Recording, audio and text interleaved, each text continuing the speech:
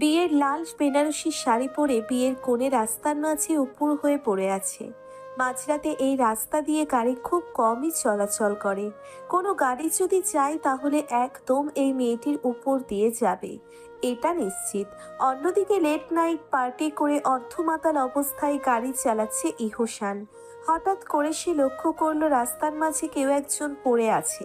প্রথমে মাতাল হয়ে ভুল দেখছে ভাবলেও পরে ভালো করে তাকিয়ে দেখে না, সে ঠিকই দেখছে। কিন্তু এত রাতে রাস্তায় কে এভাবে থাকবে? আর যার হোক, কোনো সুস্থ মানুষ এভাবে পড়ে থাকবে না। ইহসান গাড়িটা থামিয়ে দিল। লাল শাড়ির মতো কিছু একটা দেখতে পেল সে। ধীর পায়ে এগিয়ে গেল সেদিকে। একটা মেয়ে নববধূর সাজে রাস্তায় উপুড় হয়ে পড়ে আছে। চারপাশে রক্তে লাল সাগর হয়ে আছে। ইহসান কিছুটা ঘাবড়ে গেল। কি করবে বুঝতে পারছিল না সে। কোনো উপায় না পেয়ে মেয়েটিকে ঠিক করে দেখলো। মুখ দিয়ে অনেক রক্ত ঝরছে, মুখ রক্তে লাল হয়ে আছে। ইহসান ভয় পেয়ে যায়। সে তাড়াতাড়ি করে মেয়েটির নাড়ি পরীক্ষা করে। না, এখনো বেঁচে আছে। সে আর এক মুহূর্ত দেরি না করে মেয়েটিকে কোলে তুলে নিল। গাড়িতে বসিয়ে দিয়ে একদম সোজা হসপিটালে। মেয়েটিকে ওটিতে নিয়ে যাওয়া হলো। ইহসান বাইরে দাঁড়িয়ে আছে। কিছুক্ষণ পর একটি নার্স এসে জিজ্ঞেস করলো, এক্সকিউজ মি, ভেতরের মেয়েটি আপনার কে হয়? ইহসান কি বলবে বুঝতে পারছে না। এখন যদি বলে রাস্তার এমন অবস্থায় পেয়েছে তাহলে পুলিশ কেস করতে বলবে। পুলিশ কেস করলে ইহসানকেই প্রথম দোষী করবে, কারণ সে ড্রাঙ্ক। এছাড়া অনেক লেট হতে পারে। নার্স কোনো উত্তর না পেয়ে আবার জিজ্ঞেস করলো, কি হলো, চুপ করে আছেন কেন? বলুন কি হয়। স্ত্রী। আমার সদ্য বিয়ে করা স্ত্রী। আচ্ছা, ওনার অবস্থা খুবই মারাত্মক, যে কোনো সময় যে কোনো ধরনের অ্যাক্সিডেন্ট হয়ে যেতে পারে। আপনি আপনার আর ওনার বাড়ির লোকদের জানিয়ে দিন। ওনার অনেক রক্ত বের হয়েছে, আর রক্ত ছাড়া কোনোভাবেই বন্ধ করা যাচ্ছে না। আপনি রক্তের ব্যবস্থা করেন। নার্স এত কিছু বলে চলে গেল। ইহসান চড়ে একটা ঘুষি মারল দেওয়ালে। তারপর একাই একা বলতে লাগলো, খুব মহান শাস্তি ইচ্ছে করছিল না। এখন সাজো মহান, খুব বড় মুখ করে বলে দিলি স্ত্রী হয়, কিন্তু তুই তাকে চিনিসও না, নামও জানিস না। রাস্তায় পড়েছিল হসপিটালে, এটাই অনেক। আর কিছু করতে পারবো না। ইহসান এগুলো বলে চলে যেতে নিলেই আবার থেমে গেল। সে আবার নিজে নিজে বলল, এগুলো তুই কি বলছিস ইহসান? তুই একটা মানুষ হয়ে একটা মেয়েকে এত বড় একটা বিপদের মুখে ফেলে চলে যাবি? ভেবে দেখ, তোর ঘরেও কিন্তু একটা বোন আছে। যদি তার সাথেও এমন কিছু হয় তাহলে তুই কি পারবি এভাবে একা ফেলে যেতে? ইহসান এগুলো নিজেকে বলে পকেট থেকে একটা ফোন বের করে কাকে যেন কল করলো। 3 ঘন্টা পর ওটির লাইট অফ হলো। ডক্টর বের হয়ে আসলেন। ইহসান এগিয়ে এলো। ডক্টরকে জিজ্ঞেস করলো, ডক্টর কেমন আছে? এখনো সুস্থ আছে তো? ঠিক হয়ে যাবে তো? রিল্যাক্স। আমরা আমাদের মতো করে চেষ্টা করছি আর সাকসেস হয়েছি। আর তা শুধুমাত্র সম্ভব হয়েছে আপনার জন্যই। আপনি যদি ঠিক সময় মতো রক্তের ব্যবস্থা না করতেন তাহলে ওনাকে হয়তো বাঁচানো যেত না। এখন কেমন আছে? দেখুন, উনি মাথায় মারাত্মকভাবে চাপ খেয়েছেন। তার সাথে প্রচুর রক্তক্ষরণ হয়েছে। তা আগামী 5 ঘন্টার ভিতরে যদি না ফিরে তাহলে হয়তো উনি কোমায় চলে যাবেন। আর যদি জ্ঞান ফিরেও তারপরেও কিছু আশঙ্কা থেকে যায়। কিসের আশঙ্কা? উনি হয়তো ওনার সমস্ত স্মৃতি শক্তি হারিয়ে ফেলবেন। এখন শুধু দোয়া করেন ওনার যেন এমন কিছু না হয়, ভালোই ভালো জ্ঞান ফিরে আসে আর সবকিছু আগের মতোই মনে থাকে। আমি আসি এখন। ডক্টর চলে যাবার পর ইহসান চুপচাপ সিটে বসে পড়ে। মেয়েটিকে কেবিনে নিয়ে যাওয়া হচ্ছে। সমস্ত মাথা ব্যান্ডেজ করা, হাতে স্যালাইন আর মুখে অক্সিজেন মাস্ক লাগানো। ইহসানের কেন জানি মেয়েটির জন্য মায়া হলো। এক ধ্যানে তাকিয়ে আছে মেয়েটির দিকে। হঠাৎই তার ফোন বেজে উঠল। হ্যালো মা, বলো। কই তুই? এত রাত হয়ে গেছে, এখনো তুই বাসায় আসিসনি কেন? মা, আসলে আমি আমার ফ্রেন্ডের বাসায় চলে আসছি। তুমি টেনশন করো না। আর বাবাকে একটু সামলে নিও। আমি 2-3 দিনের জন্য ঘুরতে যাব। হঠাৎ করে ঘুরতে যাওয়ার প্ল্যান কবে হলো? মা, তুমি তো জানোই আমরা এভাবেই হুটহাট প্ল্যান করি। আচ্ছা এখন রাখি, ফ্রেন্ড ডাকছে। ইহসান মাকে মিথ্যে বলে তাড়াতাড়ি ফোন কেটে দেয়। তারপর একটা শ্বাস ফেলে কেবিনে চলে আসে। ইহসানকে কেবিনে দেখে ওই নার্সটা বলে, আপনি একা? বাড়ির লোকদের জানান নাই? আসলে ওর বাড়ির লোক বলতে কেউ নেই। আর আমার বাবা মা দেশের বাইরে গেছে ঘুরতে। ও আচ্ছা, ওনার দিকে একটু খেয়াল রাখবেন। জ্ঞান আসার সাথে সাথে আমাকে ডেকে দিবেন। হুম। আচ্ছা, ওনার নাম কি? আসলে রিপোর্ট বা অপারেশন কিছুই লেখা হয়নি তাই। ইহসান আবারও চুপ হয়ে গেল।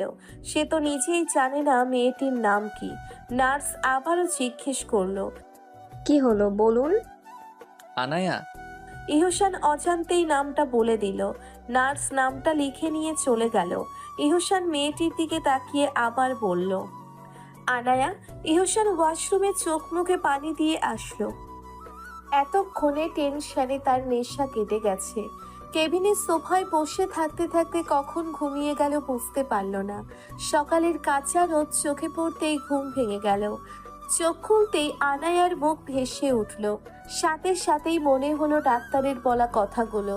ঘড়ির দিকে তাকিয়ে দেখে 5 ঘন্টা পূরণ হবার আর মাত্র কয়েক মিনিট বাকি। চোখ মুখে পানি দিয়ে 1 কাপ চা নিয়ে কেবিনে ফিরে আসলো ইহসান। রুমে এসে চা চুমুক দিতে নিবে তখনই দেখলো আনায়ার হাত নাড়া দিচ্ছে, চোখের পাতা মিটমিট করছে। ইহসান এক দৌড়ে নার্সের কাছে গেল। তারপর নার্সকে নিয়ে কেবিনে আসলো। নার্স এসে পরপর 2টো ইনজেকশন পুশ করে দিল। ইহসান আনায়ার পাশে বসেছিল। আনায়া এখন জোরে জোরে শ্বাস নিচ্ছে। খপ করে ইহসানের হাত শক্ত করে ধরল। নার্স ডাক্তার দুজনেই আনায়ার জন্য ব্যস্ত হয়ে গেল। আনায়ার শ্বাস নিতে খুব কষ্ট হচ্ছে। সে খুব শক্ত করে ইহসানের হাত ধরে আছে। হঠাৎ করে আনায়া একদম নীরব হয়ে গেল। চোখের কোণা দিয়ে পানি গড়িয়ে পড়ল। ইহসানের হাতটাও নরম অনুভব করতে লাগলো। সবার মনে ভয় অনুভব হতে লাগলো। কিন্তু না, আনায়ার জ্ঞান ফিরে আসলো। আনায়া চোখ খুলে চারপাশ ভালো করে দেখছে। সব অপরিচিত মুখ। সে কোথায়? কে এনেছে? সে এসব কিছু বুঝতে পারছে না। তখনই ইহসানের দিকে চোখ গেল। ইহসান একটা জোর করে মুচকি হাসি দিল। ডাক্তার আনায়ার অক্সিজেন মাস্ক খুলে দিয়ে বলল। কি এসব? কি করে হলো? আনায়া বুঝতে পারছিল না কি হয়েছে। সে বোকার মতো তাকিয়ে আছে। তখন নার্স বলল, ভাগ্য গুণে এমন একটা হাজবেন্ড পেয়েছেন। বিয়ের প্রথম দিনই এমন অ্যাক্সিডেন্টের পরও। নার্সের কথা শুনে আনায়া ইহসানের দিকে তাকালো। ইহসান একটা জোর করে হাসি দিল। আনায়া জিজ্ঞেস করলো, আমার কি হয়েছে? আমি এখানে কেন? আমার কি হয়েছে? ডাক্তার আর নার্স একজন আরেকজনকে তাকিয়ে দেখে তারপর ইহসানের দিকে তাকায়। ইহসান বুঝতে পারে আনায়া সবকিছু ভুলে গেছে, তার কিছু মনে নেই। ডাক্তার ইহসানকে সাইডে ডেকে নিয়ে বলে, প্লিজ ওনাকে এত বড় একটা অ্যাক্সিডেন্টের কথা বলবেন না। এমনিতে এত বড় একটা ঝুঁকি গেল, এখন যদি এইসব শোনে তাহলে আরও ঘাবড়ে যাবে। তাতে ওনার ব্রেইনে আরও চাপ পড়তে পারে। আই হোপ আপনি বুঝতে পেরেছেন। ইহসান কি বলবে বুঝতে পারছিল না।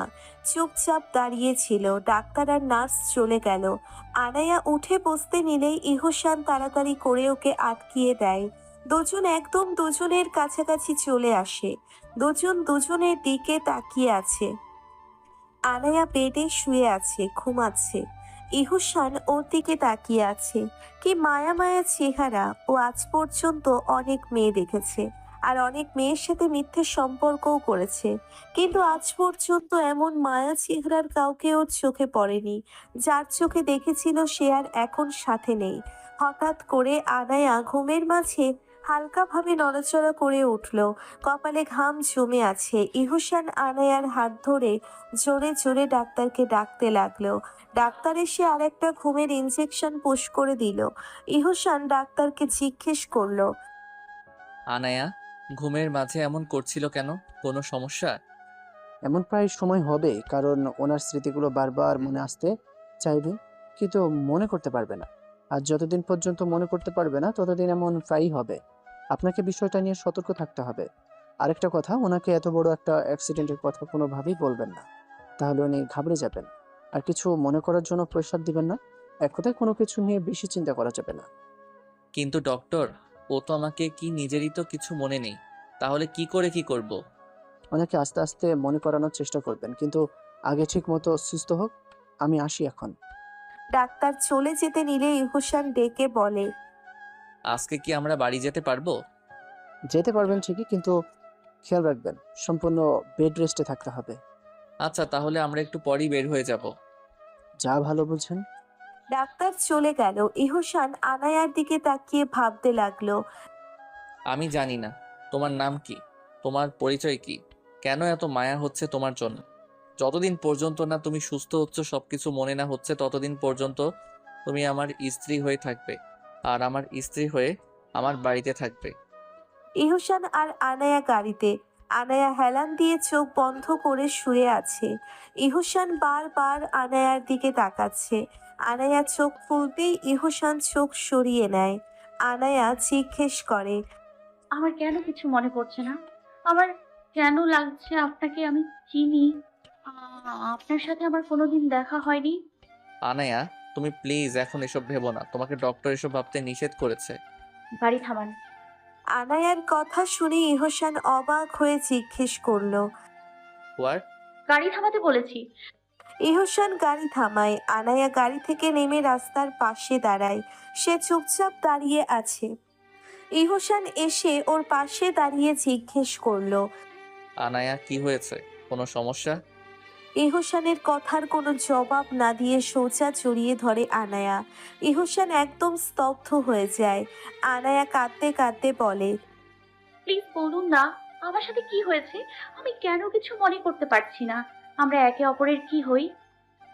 আনায়া, কান্না করে না, তুমি একটু সুস্থ হও, আমি তোমাকে নিজ থেকে সবটা বলবো।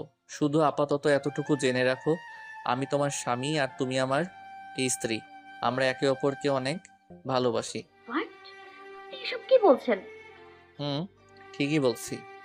আমরা ভালোবেসে কালকেই বিয়ে করেছিলাম, কিন্তু ইহসান আর কিছু বলতে নিবে তার আগেই একটা জিপ এসে ব্রেক করে তাদের সামনে। জিপ থেকে কতগুলো ছেলে এসে ইহসানের দিকে তাকিয়ে শয়তানি হাসি দিয়ে আনায়ার দিকে তাকায়। তাদের মধ্যে একটা ছেলে ইহসানকে বলে, আরে ব্যাস, কালকে রাতে ছিল এক পাখি, আজকে দেখি অন্য পাখি। আর কত পাখি নিয়ে খেলবি তুই? কিছু পাখি তো আমাদেরকেও দিতে পারিস। ইহসান শান্ত গলায় বলে। সাজু, তুই এখান থেকে ভালোই ভালোই চলে যা, নয়তো। আর একটা ছেলে এসে ইহসানের বুকে ধাবা দিয়ে বলে, নয়তো নয়তো কি রে? তুই এসব করতে পারিস আর আমরা করলেই দোষ? ইহসান বলল। দেখ, গায়ে হাত দিবি না। কেন, গায়ে হাত দিলে কি করবি তুই? বলে আর একবার ধাপা দিতে নিবে তার আগেই ইহসান ওর হাত ধরে মোচড় মারে। এরপর একের পর একটাতে ইচ্ছে মতো মারতে শুরু করে। আনায়া ভয় পেয়ে যায়। সে গাড়ির পিছনে গিয়ে গুটিয়ে বসে পড়ে। ইহসান মারামারি শেষ করে সাইডে তাকিয়ে দেখে আনায়া নেই। চারপাশ ভালো করে দেখে, কোথাও নেই। পিছনে ফিরতেই দেখে শাড়ির আঁচল ভেসে আছে। ইহসান ওর কাছে গিয়ে বলে, আনায়া, কি হয়েছে তোমার? তুমি এখানে এভাবে বসে আছো কেন? আনায়া কোনো উত্তর করলো না, ভয়ে কাঁপছে। ইহসান বসে আনায়ার কাঁধে হাত রাখতেই আনায়া তাকে ধাক্কা দিয়ে ফেলে দেয়। তারপর উঠে দাঁড়িয়ে বলে, আপনি ধরবেন না আমাকে? আপনি একটা গুন্ডা, মারামারি করেন। আনায়া, তুমি ভয় পেয়েছো? আনায়া আর উত্তর দিতে পারল না, মাথা ঘুরে পড়ে যেতে নিল। ইহসান দৌড়ে গিয়ে ওকে কোলে নিয়ে নিল। হায়দার ম্যানশনে সবাই একসাথে বসে ডাইনিং টেবিলে খাবার খাচ্ছিল। তখনই কলিং বেল বেজে উঠল। মিসেস হায়দার দরজা খুলতেই অবাক হয়ে গেল। আস্তে আস্তে সবাই এসে সদর দরজার সামনে এসে দাঁড়ালো। ইহসান আনায়াকে কোলে নিয়ে দাঁড়িয়ে আছে। সামনে তার বাবা মা বোন দাঁড়িয়ে আছে। কাজের মেয়েটা একটা বালতি হাতে দাঁড়িয়ে আছে। ইহসানের মা মিসেস হায়দার জিজ্ঞেস করলো, এই তুই কাকে নিয়ে এসেছিস আর কি হয়েছে ওর? মা, আমি তোমাকে সব বলবো, আগে আমাকে ওকে রুমে নিয়ে যেতে দাও। ইহসান এই বলে ভিতরে চলে যেতে নিলেই ইহসানের বাবা মিস্টার হায়দার পেছন থেকে বলল, দাঁড়াও, তুমি কাকে এভাবে কোলে নিয়ে ভিতরে ঢুকছো? তা না বলে তুমি কোনোভাবেই রুমে যেতে পারবে না। বাবা, আমি তো বলছি সবকিছু বলবো, তার আগে ওর জ্ঞান ফেরানোটা দরকার। তুমি কিছু না বলে এই মেয়েকে নিয়ে রুমে যেতে পারবে না। এক অজানা মেয়েকে বাড়ি নিয়ে আসলে, তাও কোলে করে, এখন বেডরুমেও নিয়ে যেতে চাচ্ছ?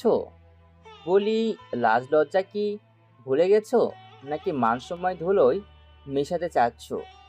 নষ্ট মেয়েদের সাথে নষ্টমি করো তা বাইরে করো। বাড়ির ভিতরে আনার সাহস তোমার কি করে হলো? মিস্টার হায়দারের কথা শুনে মিসেস হায়দার চোখ বুজে ফেলল। এহসানের বোন রাত্রি চোখ নিচু করে ফেলেছে। এহসান চিৎকার করে বলল, ব্যাস বাবা, অনেক বলেছো তুমি। তুমি না জেনে এতগুলো কথা বলতে পারো না। ও কোনো নষ্ট মেয়ে না, ও আমার ভালোবাসা, আমার বিয়ে করা স্ত্রী। আর একজন স্বামী তার স্ত্রীকে কোলে করে নিজের রুমে নিয়ে যাওয়ার অধিকার রাখে। এহসান আর কোনো কথা না বলে রাগে হনহন করতে করতে উপরে নিজের রুমে চলে গেল। এহসানের কথা শুনে বাড়ির সবাই চমকে উঠল। যে ছেলে বিয়ে করার কথা কখনো মাথাতেই আনতো না, সে ছেলে আজকে কাউকে কিছু না জানিয়ে না বলে বিয়ে করলে তো অবাক হবেই। মিসেস হায়দারের সামনে গিয়ে মিস্টার হায়দার চোখ রাঙিয়ে জিজ্ঞেস করলো, তুমি না বলেছিলে ও ফ্রেন্ডদের সাথে ঘুরতে গেছে? তাহলে এসব কি? আর এসব কি বলে গেল ঈশান? তুমি সব কিছুই জানতে, তাই না? মিসেস হায়দার কাঁপা কাঁপা কণ্ঠে বলল, আমি কি করে জানবো? আমি নিজেই তো অনেক অবাক হয়ে আছি এসব দেখে। একদম আমার সাথে অভিনয় করবে না। আমি ভালো করেই জানি তুমি এসব জানো। মিস্টার হায়দার মিসেস হায়দারের হাত চেপে ধরে কথাটা বলল। রাত্রি এখন একটু চিৎকার দিয়ে বলল, উফ, তোমরা কি শুরু করেছো বলো তো? সারা জীবনকে তোমরা এভাবে ঝগড়াই করে যাবে? আমার আর ভালো লাগে না তোমাদের রোজকার এসব ঝগড়া দেখতে।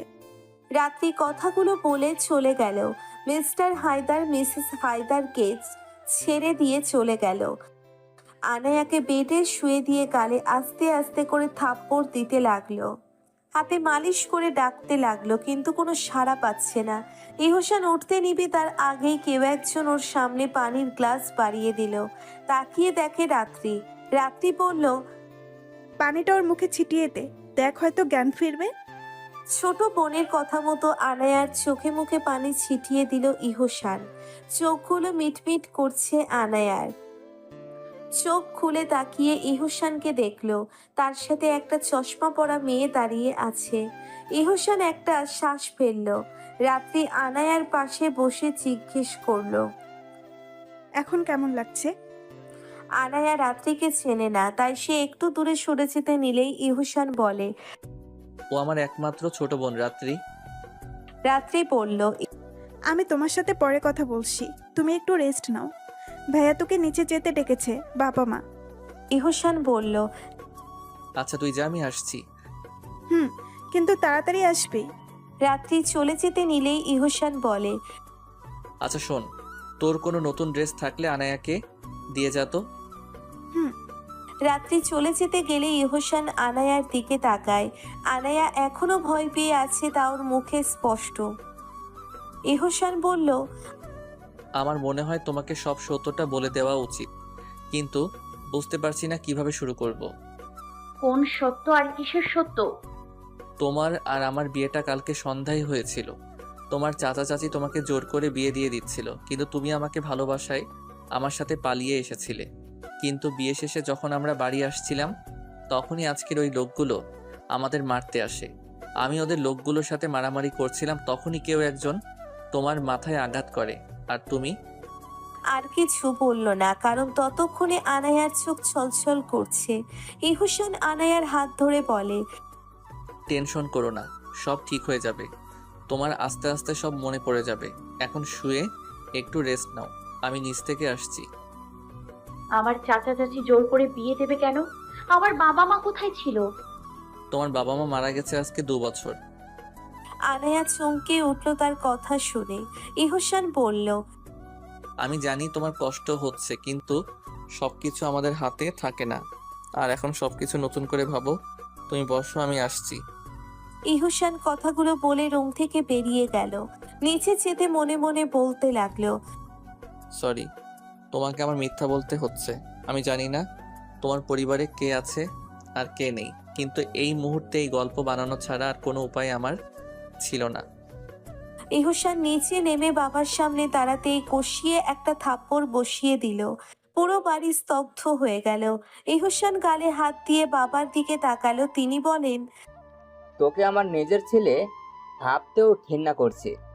তুই এতটাই নিচে নেমে গেছিস যে একটা মেয়েকে জোর করে তুলে নিয়ে এসেছিস। এখনো সময় আছে ঈশান, ওকে বাড়িতে দিয়ে আয়। বাবা তুমি কি বলছো এসব? আমি ওকে তুলে কেন আনবো?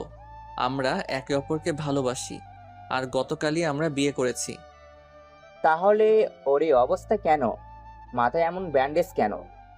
তাহলে শোনো, ইহসান আনায়াকে যে কথাগুলো বলেছিল এখন আবার সেই কথাগুলো বলল। ওর কথা শুনে সবাই অবাক। ইহসানের মা ইহসানের সামনে গিয়ে বলল, এসব করার আগে একটাবার আমাকে বলতে পারতি। আমি আর তোর বাবা মিলে না হয়ে ওর চাচা চাচির সাথে কথা বলতাম, হয়তো তারা আমাদের কথা মানতো। মা আমার কাছে এত সময় ছিল না, খুব তাড়াতাড়ি হয়ে গেছে সবকিছু। এ মেয়ের বাড়ির ঠিকানা দাও, আমি ওর চাচার সাথে দেখা করতে চাই। মিস্টার হায়দারের কথা শুনে ইহসান ভয় পেয়ে যায়। সে আমতা আমতা করে বলল, বাবা, তো তোমার কি মাথা খারাপ হয়ে গেছে?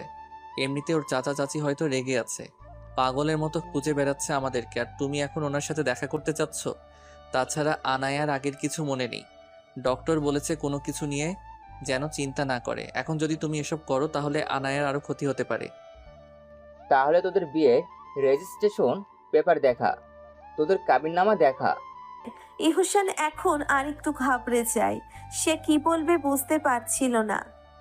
মিস্টার হায়দার আবার আবদার করে, কি হলো, চুপ করে গেলি কেন? দেখা, তোদের বিয়ে হয়েছে। কালকে এত বড় একটা ঘটনার পর ওইসব পেপার কোথায় আছে ভুলে গেছি, কিন্তু তুমি চিন্তা করো না, আমি কালকে রাতের মধ্যেই পেপারটা এনে দিব। ইহসান কথাটা বলে চলে যেতে নিলেই মিস্টার হায়দার পেছন থেকে বলে, শুনে রাখ, কালকের ভিতরে যদি পেপার না দেখাতে পারিস তাহলে তোর কি অবস্থা হবে তুই বুঝতেই পারবি না। ওই মেয়েটার জীবন নিয়ে খেলার তোর কোনো অধিকার নেই। আর তুই যেটা করেছিস তা আমি কখনোই আশা করিনি। আমি তোদের এই বিয়ে কখনোই মেনে নিব না।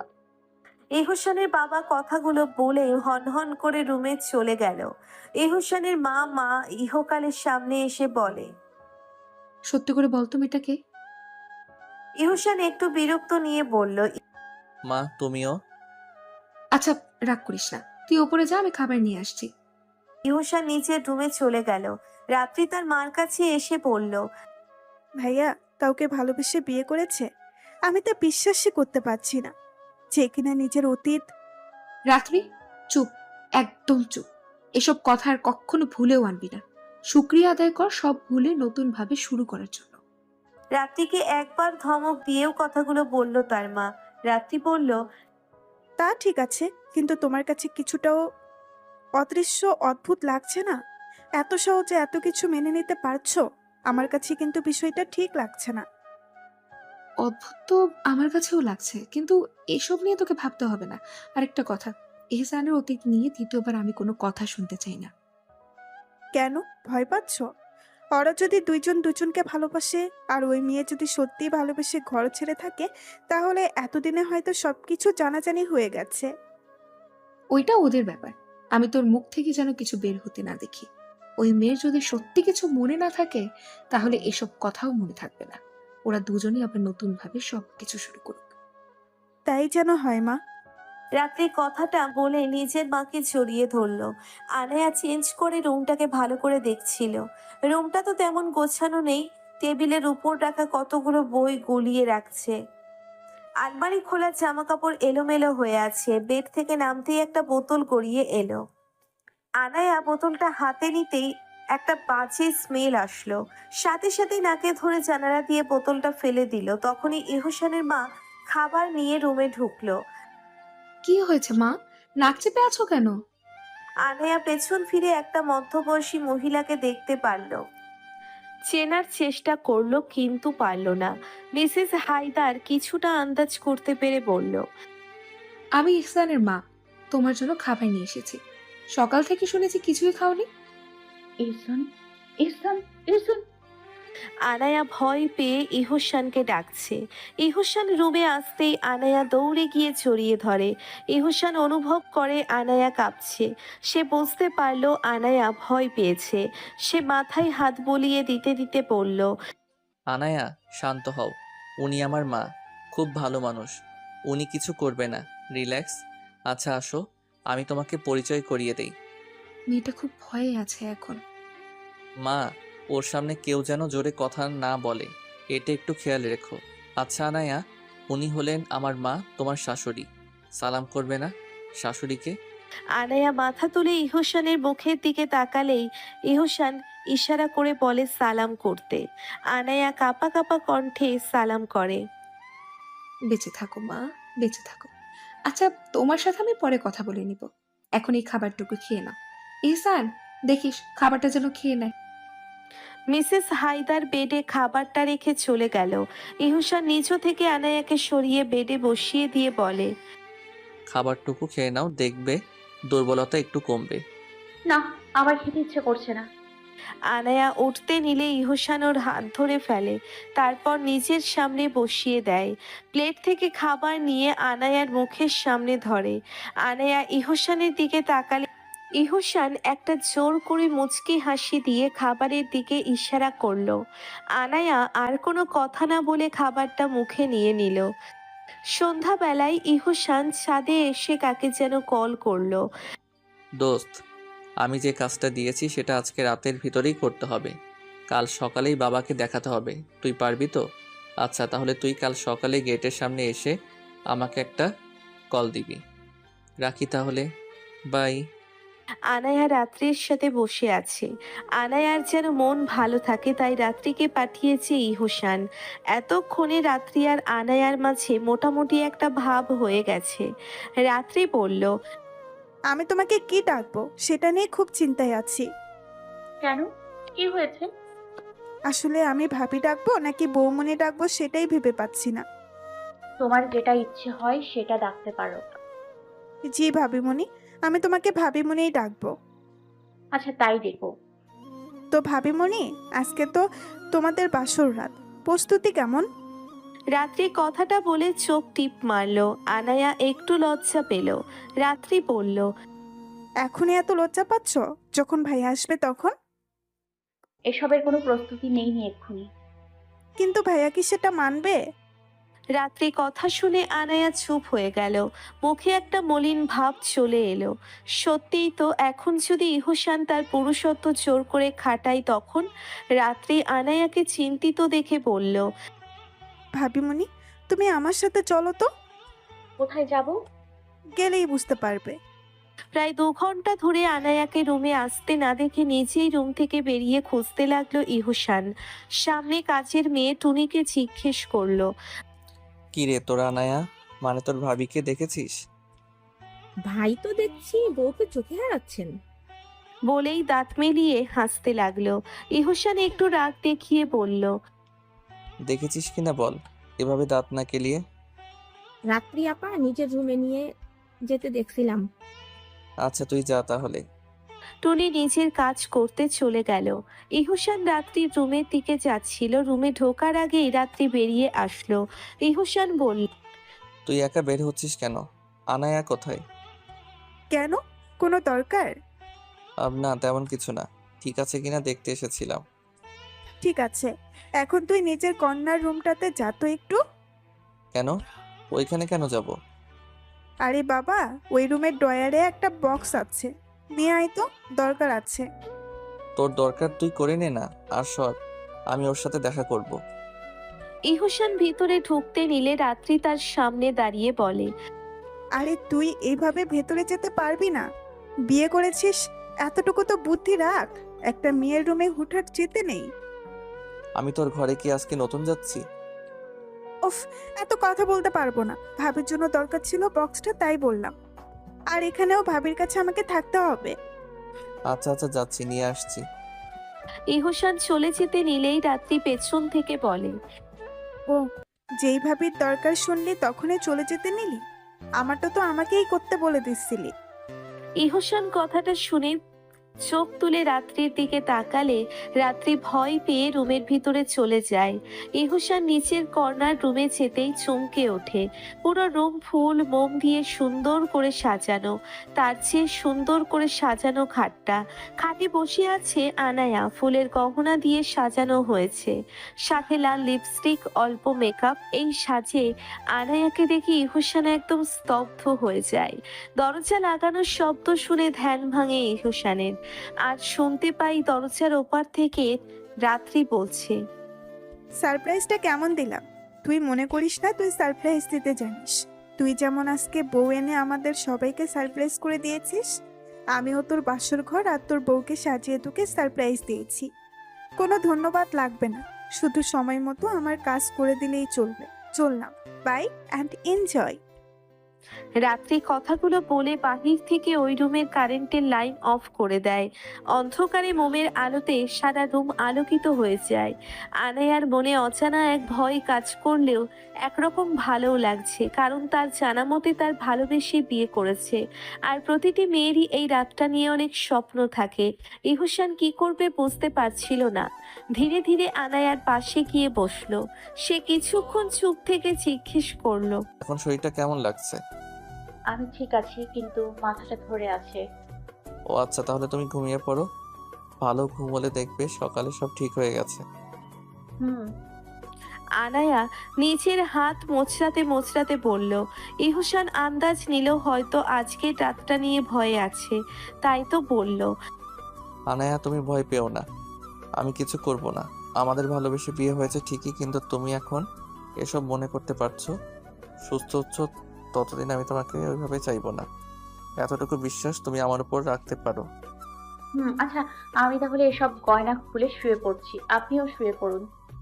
আচ্ছা, তুমি খাটের এক পাশে শুয়ে পড়ো, আমি না হয় অন্য পাশে শুয়ে পড়বো। ভয় পেও না, আমাদের মাঝে যথেষ্ট দূরত্ব থাকবে। একটা কথা জিজ্ঞেস করি? হ্যাঁ, করো। কি জানতে চাও? আপনার পরিবার কি আমাকে মেনে নিয়েছে? আমাদের এমন বিয়ে ওরা কি মানতে পেরেছে? আমার পরিবার বলতে বাবা মা আর ছোট বোন রাত্রি। মা আর বোন তো দেখলে কতটা খুশি হয়েছে। আর আপনার বাবা?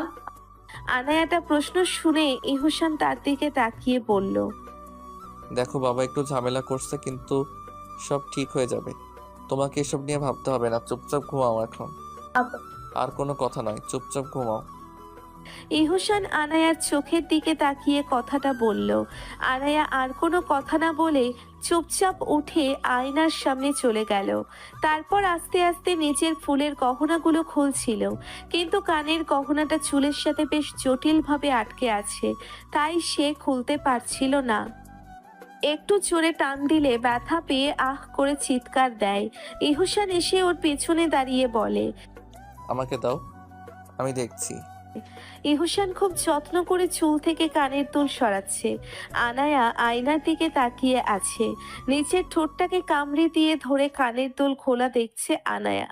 এক কান খোলার পর অন্য কানেরটাও খুলে দিল। কানের দুল খোলা শেষ করে যখন রাখতে যাবে তখনই আয়নায় চোখ পড়ে ইহুসানের। দুজনের চোখাচোখি হতেই আনায়া সরে আসে। ইহুসানের একটা কল আসায় সে বারান্দায় চলে যায়। এসে দেখে আনায়া বাচ্চাদের মতো করে গুটিসুটি হয়ে শুয়ে আছে। ইহুসানের ঠোঁটের কোণে অজান্তেই একটা হাসি চলে আসে এমন দৃশ্য দেখে। অনেকদিন পর এমন হাসি হাসলে সে, কিন্তু কেন হাসলো তার কারণ না পেয়ে চুপচাপ খাটের একপাশে শুয়ে পড়ে। সকাল হয়ে গেছে, কারো বুকে হৃদয় স্পন্দনের শব্দ আর সন্দেহের বেড়াচাল। চোখ খুলে ভালো করে তাকাতেই সে নিজেকে ইহুসানের বুকে আবিষ্কার করলো। সে ধরপড় করে কেঁপে উঠে গেল। তারপর দেখলো সে নিজের জায়গায় নেই, বরং ইহুসানের জায়গায় শুয়ে আছে। আর ইহুসান একদম খাটের শেষ প্রান্তে শুয়ে আছে, একটু এদিক থেকে ওদিক হলে নিচে পড়ে যাবে এমন অবস্থা। আনায়া কি করবে বুঝতে না পেরে হাত দিয়ে ইহুসানের মাথা এদিকে আনছিল, আর এক হাত দিয়ে বালিশে ভর করে রাখছিল। ঠিক তখনই ইহুসান এক টানে তাকে বুকের সাথে মিশিয়ে নিল। আনায়া একদম থ হয়ে গেল। ইহুসান ঘুমের মাঝে অনুভব করলো এটা তার নরম তুলতুলে কোলবালিশ নয়। সে একটু করে চোখ খুলতেই দেখলো সে আনায়াকে জড়িয়ে আছে, আর আনায়া চোখ বুজে শক্ত হয়ে আছে। ইহুসান এক লাফে উঠে বসে আর বলতে লাগে, সরি সরি, আসলে আমি বুঝতে পারিনি। আমি মনে করেছিলাম আমার কোলবালিশ, কিন্তু আমার কোলবালিশ তোর মতো কঙ্কালের হাড্ডি না, ও তো একদম নরম। Sorry sorry. আনায়া ইহসানের কথা শুনে উঠে বসে চোখ দুটো ছোট ছোট করে পড়ল। আপনি আমাকে কি বললেন? আমি কঙ্কালের হাড্ডি? ইয়ে মানে, আসলে তুমি তো অনেক শুকনো, তাই আর কি। তাই বলে আপনি আমাকে এসব বলবেন? দাঁড়ান, দেখাচ্ছি মজা। বলেই পাশ থেকে বালিশ নিয়ে মারতে লাগলো ইহসানকে। ইহসান মার ফিরাতে ফিরাতে বলল, আরে কি করছো, লাগছে তো আমার। লাগুক, আরো ভালো করে লাগুক। ও আচ্ছা তাই। ইহসানও এই কথা বলে আর একটা বালিশ নিয়ে মারতে শুরু করলো। দুজনের ধস্তাধস্তিতে বালিশ খুলে তুলো বেরিয়ে আসলো। পুরো রুম তুলা দিয়ে ভরে গেল। আনায়া না পেরে উঠে দৌড় দিতে যাবে, ঠিক তখনই ওর মাথা চক্কর দেয় আর সোজা গিয়ে পড়ে ইহসানের উপরে। দুজন একদম কাছে চলে আসে। দুজনের শ্বাস প্রশ্বাস দুজনের মুখে পড়ছে। আনায়ার চোখে হারিয়ে যাচ্ছে ইহসান। আনায়া হাঁপিয়ে শ্বাস ফেলছে ইহসানের মুখে। হঠাৎ করেই দরজায় নক করলো রাত্রি। ডেকে বলল, ভাইয়া ভাবি ওঠো, অনেক বেলা হয়ে গেছে, তোমাদেরকে নাস্তার জন্য ডাকছে। আনায়া ইহসানের উপর থেকে উঠে দরজা খুলতে যাবে, তখনই ইহসান এক টানে আনায়াকে দেওয়ালে চেপে ধরে। আনায়া কিছু বলতে যাবে তার আগেই ইহসান তার ঠোঁটে লিপস্টিকটা ঘষে দেয়। লিপস্টিকের দাগটা নিজের গালে আর গলায় ভরিয়ে নেয়। তারপর এক টানে আনায়ার চুলেগুলো খুলে ফেলে। আনায়া জিজ্ঞেস করে, এসব কি করছেন? এভাবে লিপস্টিক মাখলেন কেন নিজের শরীরে? তোমার বুঝতে হবে না, যাও দরজা খোলো, বাচ্চা কোথাকার। আপনি আমাকে বাচ্চা বললেন? আমি কোন দিক দিয়ে বাচ্চা? বাচ্চা নয় তো কি বলবো, বাসর রাতে স্বামী স্ত্রী। তোমাকে সব জানতে হবে না, যাও এ দরজা খোলো। ইহসান নিজেই লজ্জা পেয়ে গেল। সে চুপচাপ বিছানায় চলে গেল। আনায়া যখন বুঝতে পারলো ইহসান কেন করছে এমন, তখনই লজ্জা পেয়ে নিচের মাথায় আস্তে করে থাপ্পড় দিয়ে দরজা খুলে দেয়। রাত্রি আরেকবার দরজা নক করতে নিবে, তার আগেই দেখে দরজা খুলে গেছে। সে উপরে তাকাতেই চোখ ছানা বড়া হয়ে গেল। আনায়ার চুল এলোমেলো, লিপস্টিকটাও লেপ্টে আছে। সে শয়তানি হাসি দিয়ে বলে, যাক বাবা, আমার করা পরিশ্রম তাহলে সার্থক হলো। মানে? নিজের মুখটা একবার আয়নাতে দেখে আসো, সব বুঝতে পারবে। খুব তো কাল রাতে বলেছিলে। রাত্রির কথা শেষ হবার আগে ইহসান হাম তুলতে তুলতে দরজার সামনে এসে বলল। এত সকাল সকাল কি দরকার ছিল ডাকার? রাত্রির চোখ আবারও ছানা বড়া হয়ে গেল। ইহসামের গালে আর গলায় চিকচিক করা লিপস্টিক দেখে সে মুখ চেপে হাসি আটকে বলল, ভাইয়া তোদের দরজা খোলার আগে দুজন দুজনকে দেখে নেওয়া উচিত ছিল। রাত্রি এতটুকু বলেই হাসতে হাসতে চলে গেল। ইহসান চোখ বন্ধ করে একটা হাঁপ ছেড়ে বাঁচল। চোখ খুলতেই দেখলো আনায়া কোমরে হাত দিয়ে চোখ ছোট ছোট করে তাকিয়ে আছে। ইহসান ভ্রু নাচিয়ে জিজ্ঞেস করলো, কি হয়েছে, এভাবে তাকিয়ে কি দেখছো? কি দরকার ছিল এসব করার? এখন আমি ওর সামনে কি করে যাব? এমনিতেই কাল রাতে ও কি সব বলছিল। ইহসান আনায়ার সামনে গিয়ে বলল, কি সব বলছিল? আর আপনাকে এসব জানতে হবে না। এমনিতেই এখন আমি লজ্জায় ওর সামনে যেতে পারবো না, আবার এখন জানতে চাচ্ছে। আনায়া কথাটা বলে সরে যেতে নিলেই ইহসান ওর হাত ধরে টেনে নিজের সাথে মিশিয়ে বলে, শোনো, বিয়ের পরে সব স্বাভাবিক। আমি জানি আমার বোন একটু দুষ্টু আর সহজে সবার সাথে না মিশলেও যার সাথে মিশে তাকে একদম আপন করে ভাবে, তাই এমন একটু দুষ্টু মিষ্টি ফাইজলামিও করবেই। আর যদি এতই লজ্জা, তাহলে চলো লজ্জা ভেঙে দেই। ইহসান কথাটা বলেই শয়তানি হাসি দিয়ে চোখ টিপ মারল। আনায়া ইহসানকে ধাক্কা দিতে অসভ্য বলে রুম থেকে বেরিয়ে গেল। ইহসান আনায়ার এমন ব্যবহারে একা একা হাসতে লাগলো। হঠাৎ করে হাসি থামিয়ে একা একা বলতে লাগলো, কেন জানি না এতদিন পর কারোর জন্য মন থেকে হাসি আসলো। আমার সাথে ঘটে যাওয়া দিনগুলোর পর কম মেয়ের সাথে তো মেলামেশা করিনি, কারোর সাথে এতটা হ্যাপি ফিল হতো না। হবেই বা কি করে, তারা তো শুধু দামি গিফট আর নিজের চাহিদাটাকে চিনতো। আমিও নিজের জিদ এর জন্য মেলামেশা করে আসছি, আর যার সাথে হ্যাপি ফিল হতো সেই তো বুঝলো না। যাই হোক, তোমার প্রতি কেন জানি জিদ কাজ করছে না। যদি করতো তাহলে কাল রাতে এত বড় সুযোগ পেয়েও হাতছাড়া করতাম না। কিন্তু কে তুমি? তোমার পরিচয় কি? তোমার পরিবার কোথায়? সবকিছু আমি খুঁজে বের করবই। কিছু উপায় না থাকলেও আমি আমার মতো চেষ্টা চালিয়ে যাব। আনায়া একা একাই বকবক করতে করতে রুম থেকে বের হতে যাচ্ছিল, তখনই কারোর সাথে ধাক্কা লেগে যায়। তাকিয়ে দেখে ইহসানের বাবা, কিন্তু ওনাকে সে চেনে না। মিস্টার হায়দার চোখগুলো বড় বড় করে আছে, হাতে থাকা পেপারটা সাইডে ছুঁড়ে ফেলে চোখ বড় বড় করে বলে, এই মেয়ে, তোমার কি চোখ নেই নাকি? দেখে চলতে পারো না? আসলে আনায়া ভয়ে নিচের দিকে তাকিয়ে কথা বলতে চাইছিল, তখনই ইহসান পিছন থেকে এসে বলে, ঘুম থেকে ওঠার পর চোখে একটু ঝাপসা দেখে, তাই হয়তো। মিস্টার হায়দার ইহসানের দিকে তাকিয়ে লিপস্টিকের দাগগুলো দেখার পর ইহসানের সামনে গিয়ে দাঁড়ায়। ইহসান কিছু বলার আগেই কষিয়ে একটা থাপ্পড় বসিয়ে দেয়। আনায়া ভয়ে চোখ বন্ধ করে ফেলে। রাত্রি আর মিসেস হায়দার দৌড়ে আসে। গালে হাত দিয়ে মিস্টার হায়দারের দিকে তাকালে উনি চিল্লিয়ে বলে, লাজ লজ্জার মাথায় খেয়ে বসে আছিস? লজ্জা লাগছে না এভাবে বাইরে আসতে? এতটুকু কি লজ্জা নেই তোর? আর ওই মেয়ে তোমারও কি? বাবা, তোমার যা বলো তুমি আমাকে বলো, আনায়াকে কিছু বলবে না তুমি। রাত্রি তুই আনায়াকে নিয়ে রুমে যা।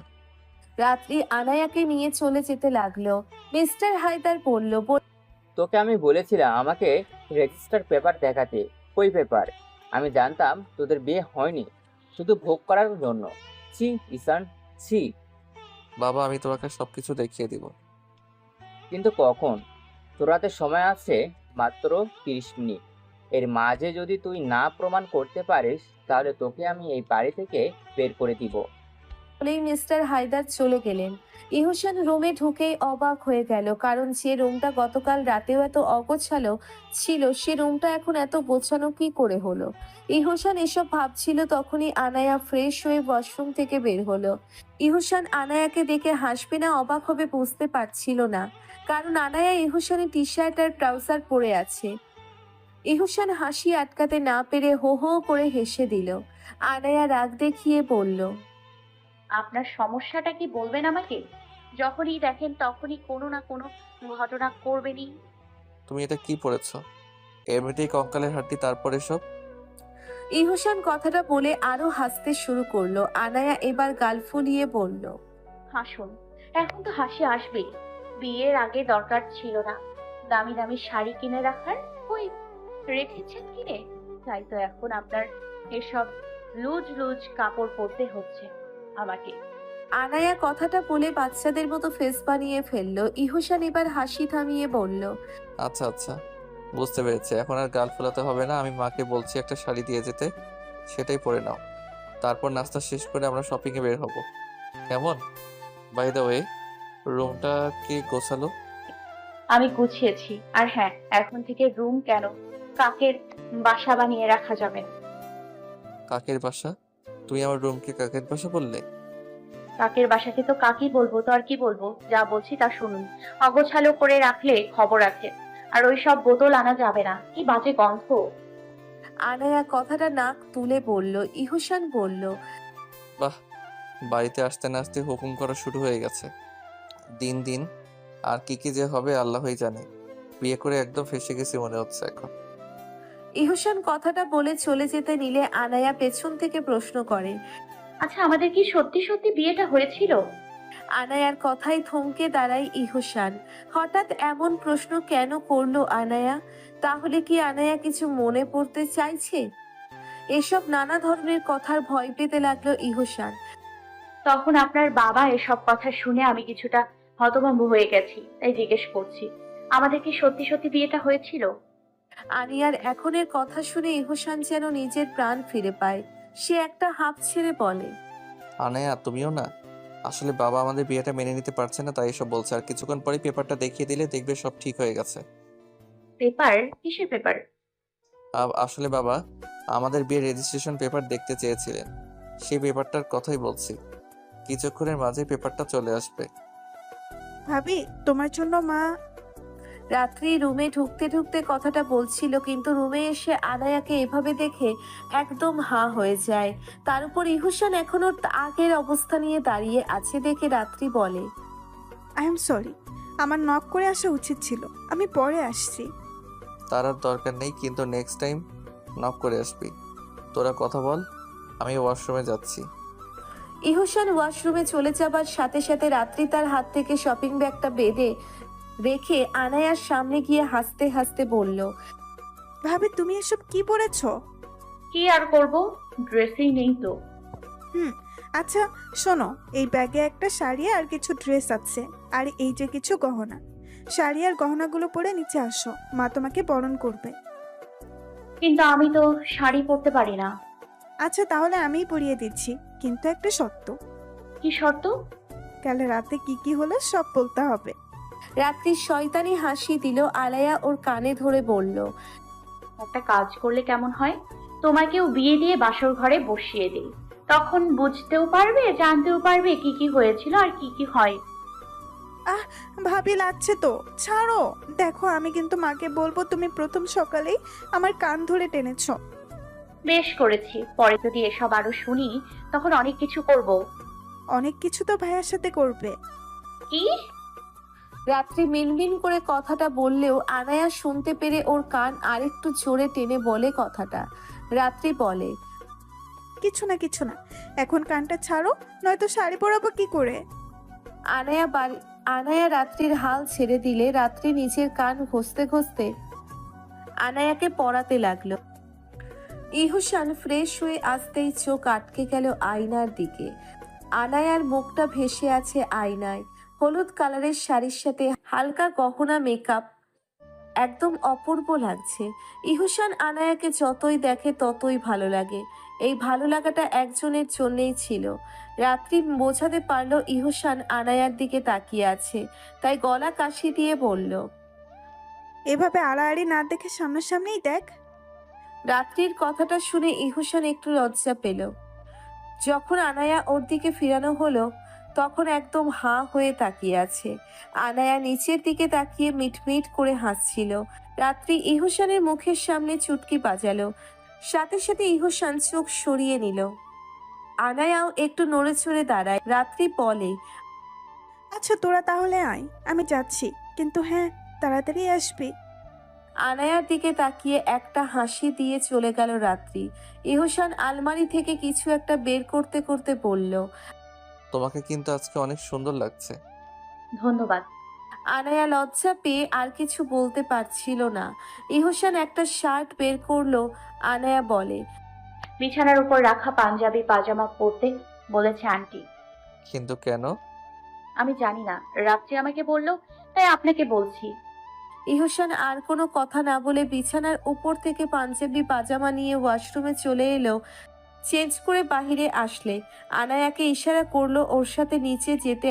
তখন আনায়া বলল, দাঁড়ান। আনায়া ইহসানের সামনে গিয়ে দাঁড়ালো। তারপরে পাঞ্জাবির মাঝের বোতামটা লাগিয়ে দিল, চুলগুলোকে ঠিক করে বলল, এখন চলুন। ইহসান কিছু বুঝতে পারল না। সে একটু অবুঝ মুচকি হাসি দিয়ে হাঁটা শুরু করলো। আনায়া ওর পিছু পিছু হাঁটছি। ওর নিচে নামতেই ইহসানের ফোন বেজে উঠল। ফোনের দিকে তাকিয়ে আনায়াকে বলল, শোনো, তুমি কিচেনের দিকে গেলেই সবাইকে পেয়ে যাবে। আমি একটু বাইরে থেকে আসছি, কেমন? আচ্ছা। আর শোনো, কোনো সমস্যা হলে রাত্রি, মা বা টনি যাকে ইচ্ছে বললেই হবে, ওরা তোমার পাশে থাকবে। ইহসানের কথার উত্তরে আনায়া শুধু মাথা নাড়ালো। ইহসান মুচকি হাসি দিয়ে চলে গেল। আনায়া কিচেনের দিকে যেতে নিলেই টুনি এসে বলে, আরে ভাবি, আপনি একদিকে কি করছেন? আপনার কিছু দরকার হলে আমাকে ডেকে দিতেন, আমি নিয়ে আসতাম। না না, আমার কোনো কিছু দরকার নেই, তোমাদের সাথে কথা বলতে আসলাম। আচ্ছা ভাবি, আপনার নাম কি? তোমার ভাই কি বলেছে আমার নাম? আহানা, দূর, মনে পড়ছে না। আনায়া। আর তোমার নাম কি? আমার নাম সুহানি, এখানে সবাই আদর করে টুনি ডাকে। আপনি ভাগ্য করে এমন একটা সংসার পেয়েছেন। যাই হোক ভাবি, আপনি না দেখতে অনেক সুন্দর, আগের আপাও সুন্দর ছিল। টুনি, তুই কি এখানে দাঁড়িয়ে কথাই বলবি নাকি কিছু কাজে হাতও লাগাবি? হ্যাঁ, টুনির কথা শেষ হবার আগেই মিসেস হায়দার পেছন থেকে ধমকের সুরে কথাটা বলল। টুনি বলল, আমার তো এখন কোনো কাজ নেই, সব কাজ তো শেষ এখনের মতো। রান্নাঘরে মশলা বের করা আছে, ওগুলো রোদে দিতে হবে। যা রোদে দিয়ে আয়। আচ্ছা, যাচ্ছি। মিসেস হায়দারের কথা মতো সে রান্নাঘরে চলে গেল। মিসেস হায়দার টুনির যাবার দিকে তাকিয়েছিল, তারপর আনায়ার দিকে তাকিয়ে একটা হাসি দিয়ে তার কাছে গিয়ে দাঁড়ালো। তারপরে গাল হাতিয়ে চুমু দিয়ে বলল, আমার বৌমাটা তো দেখছি চাঁদের থেকেও সুন্দর। আমার ছেলের পছন্দ আছে। কারণ নজর না লেগে যায়। আনায়া মিসেস হায়দারের কথা শুনে লজ্জা পেয়ে মেঝের দিকে তাকিয়ে আছে। মিসেস হায়দার বলল, কিছু তো খাওনি সকাল থেকে, চলো আমার সাথে কিছু খেয়ে নেবে। উনি আসুক, তারপর না হয় খাবো আন্টি। আনায়ার আন্টি বলে সম্বোধন হয়তো পছন্দ হয়নি মিসেস হায়দারের। তিনি আনায়ার গালে হাত দিয়ে বলল, বিয়ের পর স্বামীর পরিবারই নিজের পরিবার হয়, তাই স্বামীর বাবা মাকে বাবা মা মেনে ডাকতে হয়, ননদকে বোন মানতে হয়, তাই এখন থেকে আমাকে মা বলে ডাকবে। তাহলে উনি তো আমার ভাইয়া হয়। আনায়ার এমন হাভা মার্কা কথায় মিসেস হায়দার পুরোই বোকা বনে যায়। আরো বোকা হয় আনায়ার বলার যুক্তিতে। কারণ আপনি যদি আমার মা হন তাহলে আমি আপনার মেয়ে, আর উনি আপনার ছেলে, তাহলে ভাইয়াই তো হয়। রাত্রি হাসতে হাসতে ওদের দুজনের মাঝে এসে দাঁড়ায়। মিসেস হায়দারও এবার হাসতে শুরু করলো। মিসেস হায়দার হাসি থামিয়ে বলল, স্বামী স্বামীই হয়, ভাইয়া হয়। এখন সব বাদ দিয়ে আমার সাথে চলো। আনায়াকে এক কাপ চা হাতে ধরিয়ে দিয়ে মিসেস হায়দার বলল, এটা তোমার শ্বশুর মশাই, মানে ইহসানের বাবাকে দিয়ে আসো। আনায়ার চোখ বড় বড় হয়ে যায়, ভয়ে হাত পা কাঁপতে শুরু করে। রাত্রি তার মাকে বলল, মা, তুমিও না? সকালে বাবা এমন একটা কাণ্ড করলো, তাতে দেখতেই পাচ্ছ ভাবি কত ভয় পেয়ে আছে, আর তুমি ওকে চা দিয়ে পাঠাচ্ছ। তুই এসব বুঝবি না, অল্প অল্প করেই তো শ্বশুর বাবাকে গলাতে হবে। আর আমার বিশ্বাস আনায়া ঠিকই পারবে। কিন্তু আনায়ার কথা থামিয়ে দিয়ে মিসেস হায়দার বলল, যাও, এটা আমার আদেশ। আনায়া আর কিছু না বলে ভয়ে ভয়ে চায়ের কাপ নিয়ে চলে গেল। রাত্রি তার মাকে বলল, মা, বাবা কি চাটা নিবে? আমি সেটাই ভাবছি, কিন্তু কতদিন না নিয়ে পারবে? ছেলের বউ হয়ে যখন আনায়া এসেছে, তাহলে আজ না হয় কাল তো ঠিকই ওর হাতে চা নিতে হবে। কথাটা ঠিকই বলেছ। জানো মা, ভাবিকে যতটা বুঝতে পারলাম ও খুব ভালো একটা মেয়ে। তোমার ছেলে হয়তো কোনো একটা ভালো কাজ করেছিল, যার ফল হিসাবে ভাবিকে পেয়েছে। সত্যি মেয়েটা অনেক ভালো। মিস্টার হায়দার ড্রয়িং রুমে বসে খবরের কাগজ পড়ছিল। হঠাৎ করে কেউ চায়ের কাপ ধরলে কাপটা নিয়ে ধন্যবাদ জানাতে নিবে, তখনই দেখে আনায়া। মুহূর্তেই ওনার রাগ চরম পর্যায়ে উঠে পড়ে। চায়ের কাপটা নিচে ছুঁড়ে মারে, ভেঙে টুকরো টুকরো হয়ে যায় কাপ। দৌড়ে আসে মিসেস হায়দার আর রাত্রি। আনায়া ভয়ে চুপসে যায়। মিস্টার হায়দার চিল্লিয়ে ধমকাতে ধমকাতে বলে, তোমার সাহস কি করে হয় আমার জন্য চা নিয়ে আসার?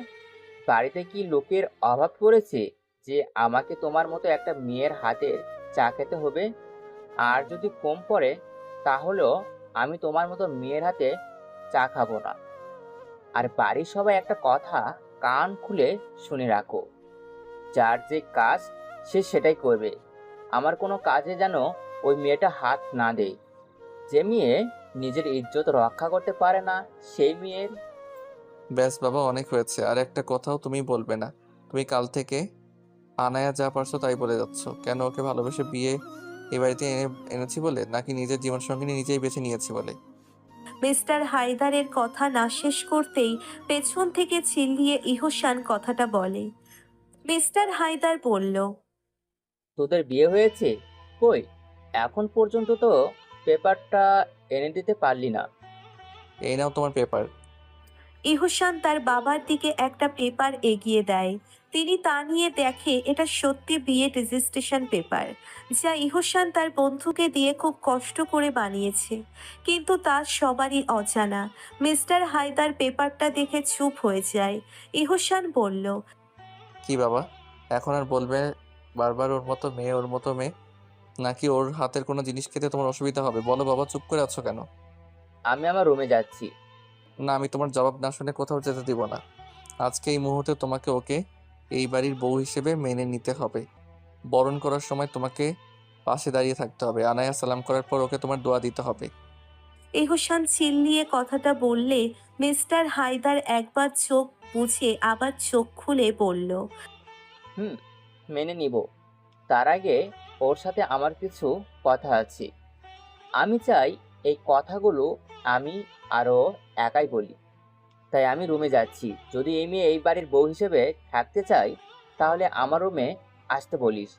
আমাদের দুজনের কথা, আর আমার বলা কথা যদি ও মানতে পারে, তাহলে ওকে আমি এই বাড়ির বউ হিসেবে মেনে নিব। মিস্টার হায়দার এই বলে নিচের রুমে চলে যায়। আনায়াকে অনেক বোঝানোর পর সে রাজি হলো একা মিস্টার হায়দারের রুমে যাওয়ার জন্য। সে ভয়ে ভয়ে মিস্টার হায়দারের রুমে গেল। মিস্টার হায়দার শান্ত গলায় বলল, দরজাটা লক করো। এই হুম, দরজাটা লক করে আসো। আনায়া ভয় পেয়ে আর কোনো কথা না বলে চুপচাপ দরজা লক করে আবার আগের জায়গাতেই এসে দাঁড়ালো। মিস্টার হায়দার এবার ওর সামনে এসে দাঁড়ালো। আনায়া ভয়ে শাড়ির আঁচল কুঁচকে চোখ বন্ধ করে দাঁড়িয়ে আছে। হঠাৎ করে নিজের মাথায় কারো হাত অনুভব করতে পেরে অবাক হয়ে চোখ খুলল আনায়া। মিস্টার হায়দার আনায়ার মাথায় হাত দিয়ে বলল, মা মারে, আমাকে তুই ভুল বুঝিস না। আমি জানি আমি তোর সাথে করা ব্যবহারগুলো অন্যায় করেছি, ভুল করেছি। কিন্তু আমি যা করেছি তা শুধুমাত্র সত্য জানার জন্য করেছি। আমার ছেলে প্রথমে খুব ভালোই ছিল, কিন্তু হঠাৎ করে ও পাল্টে গেল। যে ছেলে আগে মেয়ের দিকে তাকাতে পর্যন্ত না, সে ছেলে মেয়েদের সাথে রাত কাটানো শুরু করলো। বাপ হয়ে ছেলের নামে এসব কথা বলতে আমার নিজেরও ভালো লাগছে না।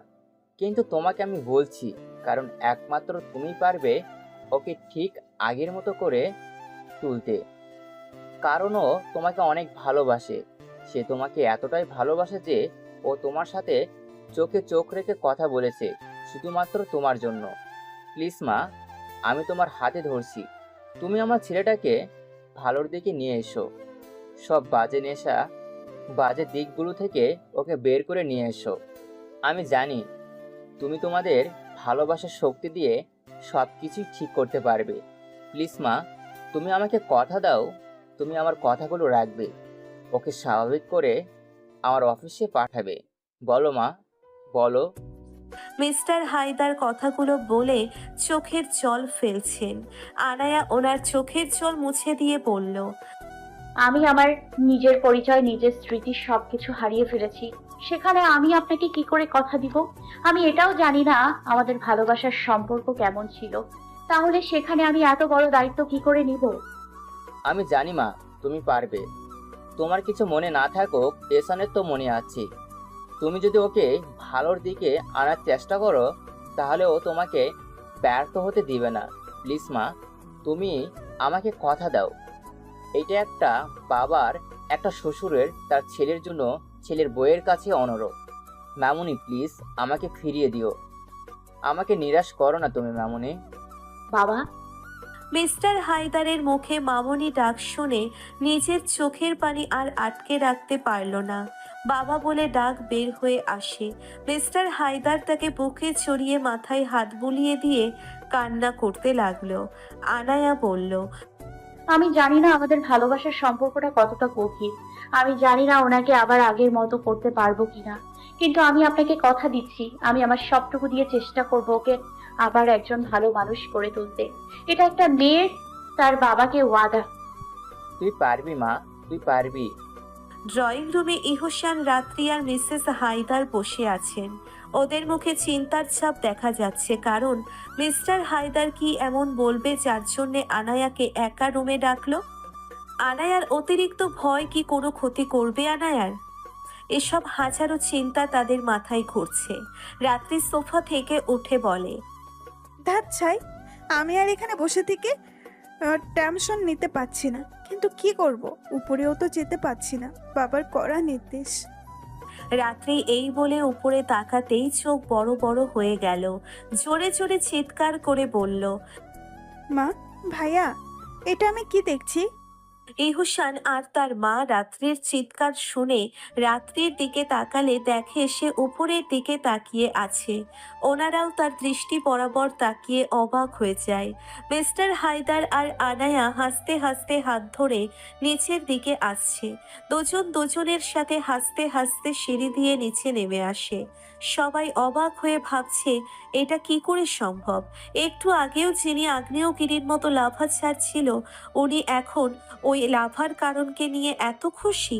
মিস্টার হায়দার নিচে নেমে মিসেস হায়দারকে বলল, কি হলো, সবাই এভাবে তাকিয়ে আছো কেন? বরণ করবে না হায়দার ম্যানশনের ছোট গিন্নিকে? মানে হ্যাঁ, করব। আনায়া আর ইহসানকে সদর দরজার বাহিরে নিয়ে যাওয়া হলো। তারপর ওদের দুজনকে বরণ করে ভিতরে ঢোকা হলো। ইহসান চোখ দিয়ে ইশারা করলো বাবা মাকে সালাম করতে। আনায়া মাকে সালাম করে বাবার কাছে সালাম করতে নিলে মিস্টার হায়দার ওকে বুকে টেনে নেয়। সবাই এতে আরো বেশি অবাক হয়ে যায়। আনায়া রুমে বসে আছে।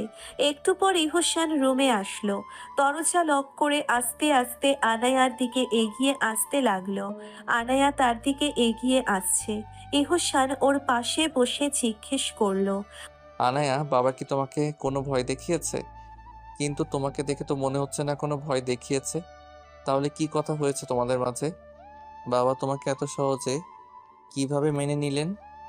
কেন না মানলে ভালো হতো? হুম? আর কিছু কিছু কথা নিজের মাঝে রাখতে হয়। উনিও আমাকে কথাগুলো দুজনের মাঝে রাখতে বলেছে। আশা করি জোর করে জানতে চাইবেন না। আনায়া কথাটা বলে উঠে পড়ল। তখনই রাত্রি দরজায় নক করে বলতে লাগলো, কি ভাবি, হলো তোমাদের? এখন কি বের হবে? আনায়া ইহসানের দিকে তাকালে ইহসান হ্যাঁ বোধক ইশারা দিল।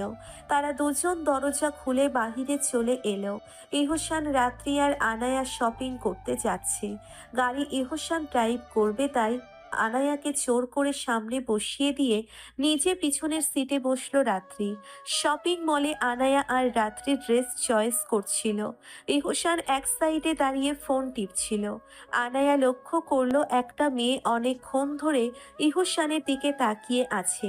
তাই আনায়া ইহসানকে ডাক দিয়ে বলল, এই যে শুনছেন, একটু এদিকে আসুন না। ইহসান আনায়ার কাছে গেলে আনায়া তাকে ড্রেস চয়েস করে দিতে বলে। ইহসান ড্রেস দেখছিল, তখন আনায়া ওই মেয়েটাকে দেখিয়ে ইহসানের বাহু ধরে জড়িয়ে ধরে। ইহসান কিছুটা অবাক হলো আর রাত্রি মুচকি মুচকি হাসছে। ইহসান আবার নিজের ফোন নিয়ে বিজি হয়ে গেলে আনায়া একটানে ফোনটা কেড়ে নিয়ে ব্যাগের ভিতরে রেখে দেয়। তারপর রাত্রিকে বলে, রাত্রি তোমার ভাইকে বলো ড্রেস চয়েসে মন দিতে, নয়তো আমি কি করব তা বুঝতেই পারছে না। আনায়া মেয়েটাকে দেখে দেখে কথাটা বলল। এতক্ষণে ইহসানও বুঝতে পারল মেয়েটা ওর দিকে তাকিয়ে আছে। ইহসান তাকিয়েছে বলে মেয়েটা একটা মুচকি হাসি দিল। আনায়া এবার রেগে আগুন হয়ে গেল। সে ইহসানের হাত ছেড়ে মেয়ের কাছে গিয়ে বলল, এক্সকিউজ মি, কি সমস্যা? মন ভরে নাই এতক্ষণ তাকিয়ে দেখে? নাকি বাসায় নিয়ে যেতে হবে হাসি বিনিময় করার জন্য? মেয়েটি ভ্রুকুচকে বলল, এক্সকিউজ মি। অন্য জনের স্বামীর দিকে এভাবে নির্লজ্জের মতো তাকিয়ে থাকতে লজ্জা করে না? আমি সেই কখন থেকে দেখে যাচ্ছি আপনি আমার স্বামীর দিকে তাকিয়ে আছেন। কি প্রেমে পড়লেন নাকি আমার স্বামী, নাকি বিয়ে করে আমার সতীন হতে চান? হ্যাঁ, কি বলছেন আপনি? আপনার মাথা ঠিক আছে তো? কোনো তার ছিঁড়ে যায়নি তো? আমার ঠিক আছে, আপনার চোখ ঠিক নেই। আর একবার দেখলে চোখ একদম তুলে নিব। আনায়া কথাটা বলে রাগে মেয়েটির দিকে এগিয়ে যাচ্ছিল, তখন ইহসান এসে তাকে ধরল। রাত্রি মুচকি মুচকি হাসছে। ইহসান আনায়াকে বলল, কি করছো? সবাই আমাদের দিকে তাকিয়ে আছে, রিল্যাক্স হও একটু। আনায়া তাকিয়ে দেখে সত্যি সবাই ওদের দিকে তাকিয়ে আছে। রাত্রি মেয়েটিকে চোখে ইশারা করে চলে যেতে বলল। মেয়েটিও চলে যায়। আনায়া সবাই এভাবে তাকিয়ে আছে বলে লজ্জায় ইহসানের বুকে লুটিয়ে পড়ে। রাত্রি গলা কাশি দিয়ে বলে, তো এভাবেই থাকবেন আপনারা, নাকি শপিংটাও করবেন? আনায়া এক ছুটে ইহসানের থেকে দূরে সরে আসে। তারপর ড্রেস চয়েস করতে থাকে। তার শপিং শেষ হওয়ার পর ছেলেদের দোকানে ঢুকে তারা।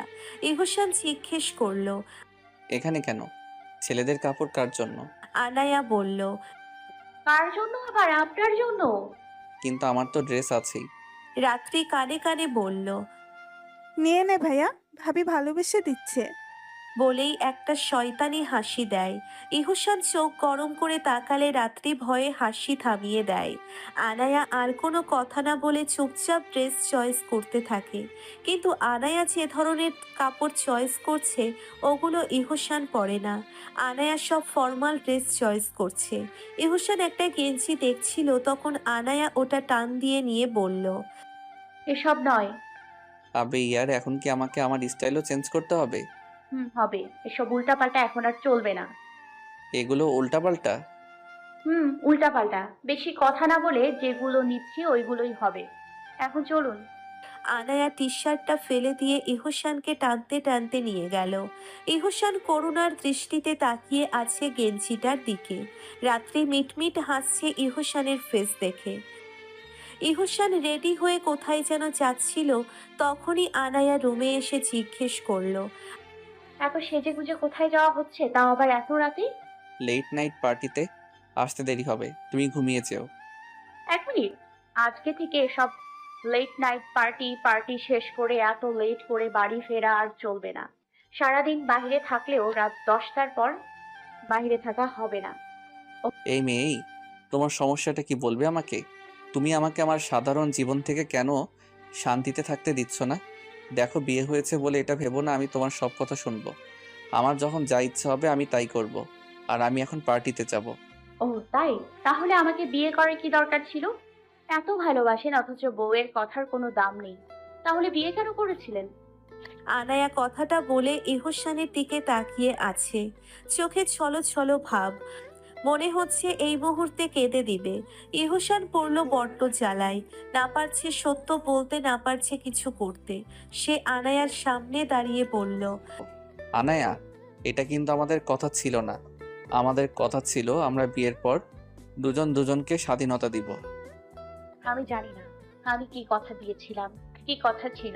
কথাই দেয় না কেন এত রাতে আমি আমার স্বামীকে পার্টি করতে যেতে দিতে পারি না? কিন্তু আনায়া, আর কোনো কিন্তু নয়।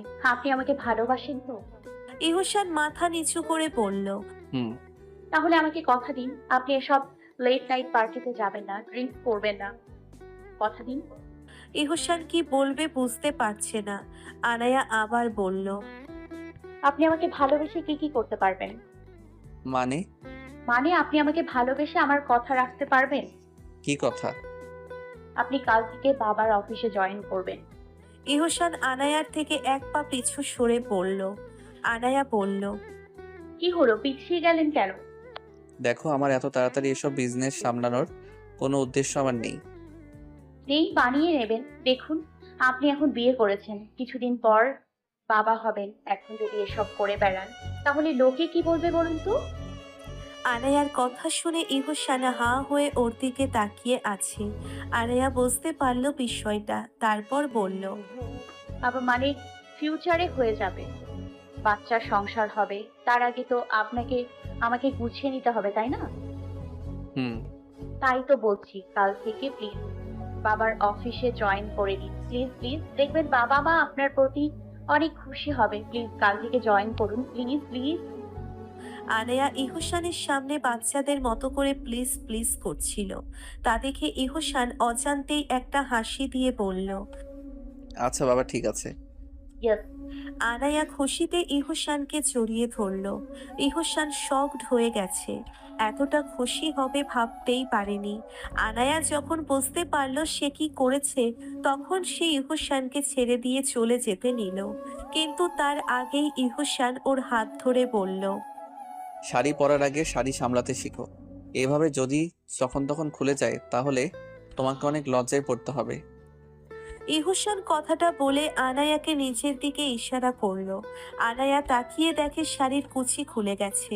সে বারবার ঠিক করার চেষ্টা করতে লাগলো, কিন্তু পারছে না। তখনই ইহুসান ওর থেকে শাড়িটা নিয়ে নিজের হাতে কুচি তুলে আনায়ার পেটে গুজে দিল। এই প্রথম ইহুসানের এমন স্পর্শে কেঁপে উঠল আনায়া। চোখজোড়া বন্ধ হয়ে গেল তার। ইহুসান তার মুখের দিকে অপলকভাবে তাকিয়ে আছে। কি এক অদ্ভুত মায়া কাজ করে এই মুখে। ইহসান নিজেকে অনেক কষ্ট করে কন্ট্রোল করে আনায়ার কানের কাছে গিয়ে ফিসফিস করে বলল, এত ঘন ফিল নেবার মতো এখনো কিছু হয়নি মিসেস কঙ্কালের হাড্ডি। বলেই হো হো করে হেসে দূরে সরে গেল ইহসান। আনায়া এমন কথা শুনে চোখ বড় বড় করে চোখ খুলল। তারপর ইহসানের হাসি দেখে লজ্জায় ওয়াশরুমে চলে গেল। সকাল হয়ে গেছে, সবাই নাস্তার টেবিলে বসে আছে। আনায়া নাস্তা নিয়ে বসে আছে। রাত্রি পড়ল। কি হলো ভাবি? কি এত ভাবছো খাবার সামনে নিয়ে? আবার না, কিছু না। Good morning. ইহসান সিঁড়ি দিয়ে নামতে নামতে কথাটা বলল সবাইকে। সবাই ওর দিকে তাকিয়ে হা হয়ে গেল। ইহসান ফর্মাল ড্রেসে নিচে নেমেছে, পুরো বিজনেসম্যান লাগছে। আনায়া ছলো ছলো চোখে তার দিকে তাকিয়ে আছে। মিস্টার হায়দার একজন আরেকজনের দিকে তাকিয়ে একটা মন থেকে হাসি দিল। ইহসান সবাইকে এভাবে তাকিয়ে থাকতে দেখে বলে, কি হলো, সবাই এভাবে তাকিয়ে আছো কেন? ইহসান আনায়ার পাশের চেয়ারে বসে পড়ল। মিস্টার হায়দার ইহসানকে জিজ্ঞেস করলো, কোথাও যাচ্ছিস নাকি? হুম, আজকে থেকে অফিসে জয়েন করব। তোমার ম্যানেজারকে বলবে আমাকে যেন সবকিছু বুঝিয়ে দেয়। ইহসানের কথা শুনে রাত্রি খাবার মুখে দিয়ে বিষম খেয়ে ওঠে। আনায়া ওর দিকে পানি এগিয়ে দেয়। পানি খেয়ে ইহসানের দিকে তাকায়। মিস্টার হায়দার বলল, তুই সত্যি আজকে অফিসে যাবি? শুধু আজকে না, প্রতিদিনই যাব ইনশাল্লাহ। এটা কি আমার ছেলে? মিসেস হায়দার এই কথা বলতেই ইহসান মার দিকে তাকায়। রাত্রি গলা কাশি দিয়ে আনায়াকে বলল, দয়াল বাবার নাম্বারটা আমাকে দিও তো ভাবি, দেখি ভবিষ্যতে আমার কোনো কাজে লাগে কিনা। আনায়া অবাক হয়ে বলল, কোন দয়াল বাবা? যে দয়াল বাবা আমার বাবা ভাইয়ের উপরে এত বড় জাদু করে দিল, যে বাবা তোমাকে মানতে পারছিল না, সে বাবা এখন বৌমা বৌমা করে পাগল। যে ভাইয়াকে আমরা কেউ শতবার বলেও অফিসে পাঠাতে পারিনি, তাকে বিয়ের দুদিনের মাঝেই অফিসে পাঠিয়ে দিচ্ছ। এটা কোনো দয়াল বাবার জাদু না, এটা আমার ভালোবাসার জাদু। আনায়া কথাটা বলে ইহসানের দিকে তাকালো। ইহসানও আনায়ার দিকে তাকিয়ে আছে। রাত্রি আনায়ার কানে কানে বলল, ভাবি এখানে বাবা মা আছে, এভাবে তাকিয়ে লজ্জা লাগে না? আনায়া রাত্রির কথাতে চোখ সরিয়ে নিল। মিস্টার অ্যান্ড মিসেস হায়দার দুজনেই মিটমিট করে হাসে। ইহসান নিজের রুম থেকে বের হচ্ছিল, তখনই আনায়া রুমে আসলো। ইহসান নিজের চুল ঠিক করছিল। আনায়া তাকে পা থেকে মাথা পর্যন্ত দেখলো, তারপর বলল, না, সব ঠিক আছে, শুধু টাইটা ভালো লাগছে না। দেখি একটু দাঁড়ান তো। আনায়া ইহসানের কাছে চলে গেল। তারপর টাইটা খুলতে লাগলো। ইহসানের মুখে আনায়ার চুল উঠছে। শ্যাম্পুর গন্ধে ইহসানের মাঝে অন্যরকম নেশা কাজ করছিল। সে নিজের অজান্তেই আনায়ার চুলগুলো এক সাইডে নিয়ে গেল। আনায়া ইহসানের স্পর্শ পেয়ে থ হয়ে গেল। ইহসানের দিকে তাকালে ইহসান তাকে ঘুরিয়ে ফেলে, তারপর ঘাড়ের চুলগুলোকেও সামনে নিয়ে আসে। ঘাড়ে হাত দিতে যাবে, তখনই নিচু থেকে মিস্টার হায়দারের কণ্ঠ ভেসে আসে। ঈশান, আমি রেডি হয়ে গেছি। মিস্টার হায়দারের কণ্ঠে ইহসানের ঘোর কাটে। সে আনায়ার থেকে সরে এলো। আনায়াও টাইটা সোফায় রেখে রুম থেকে বের হতে নিলে ইহসান পেছন থেকে বলে, সরি, আসলে আমি বুঝতে পারিনি অ্যাকচুয়ালি। It's okay. আর আপনি তো পরনারীর গায়ে হাত দেন। আনায়ার মুখে লজ্জার হাসি পরিষ্কার। ইহসান আনায়ার দিকে একটা মোবাইল এগিয়ে দিয়ে বলল, এতে আমার নাম্বার সেভ করা আছে, যদি বাহির কিছু দরকার হয় তাহলে ফোন করে বলে দিও। আচ্ছা। তাহলে আমি আসি। কোনো প্রকার সমস্যা হলে তুমি মা বা রাত্রিকে বলো কিন্তু। এত টেনশন করতে হবে না, প্রথম দিন অফিসে যাচ্ছেন, একটু দাঁড়াবেন? বলো। আনায়া নিজের মাথায় কাপড় দিয়ে ইহসানকে সালাম করলো, তারপর উঠে পড়ল। All the best. আচ্ছা, এখন তাহলে আসি, টেক কেয়ার। ইহসান বের হয়ে গেল। ইহসানের আনায়ার সালাম করাটা কেন জানি খুব ভালো লাগলো। ঠোঁটের কোণে ফুটে উঠল এক মিষ্টি হাসি। কিন্তু এসব আর কতদিন? যেদিন সবকিছু মনে পড়ে যাবে সেই দিনও কি আনায়া ওর পাশে এভাবে থাকবে? আর ইহসানও কি নিজেকে কন্ট্রোল করে রাখতে পারবে?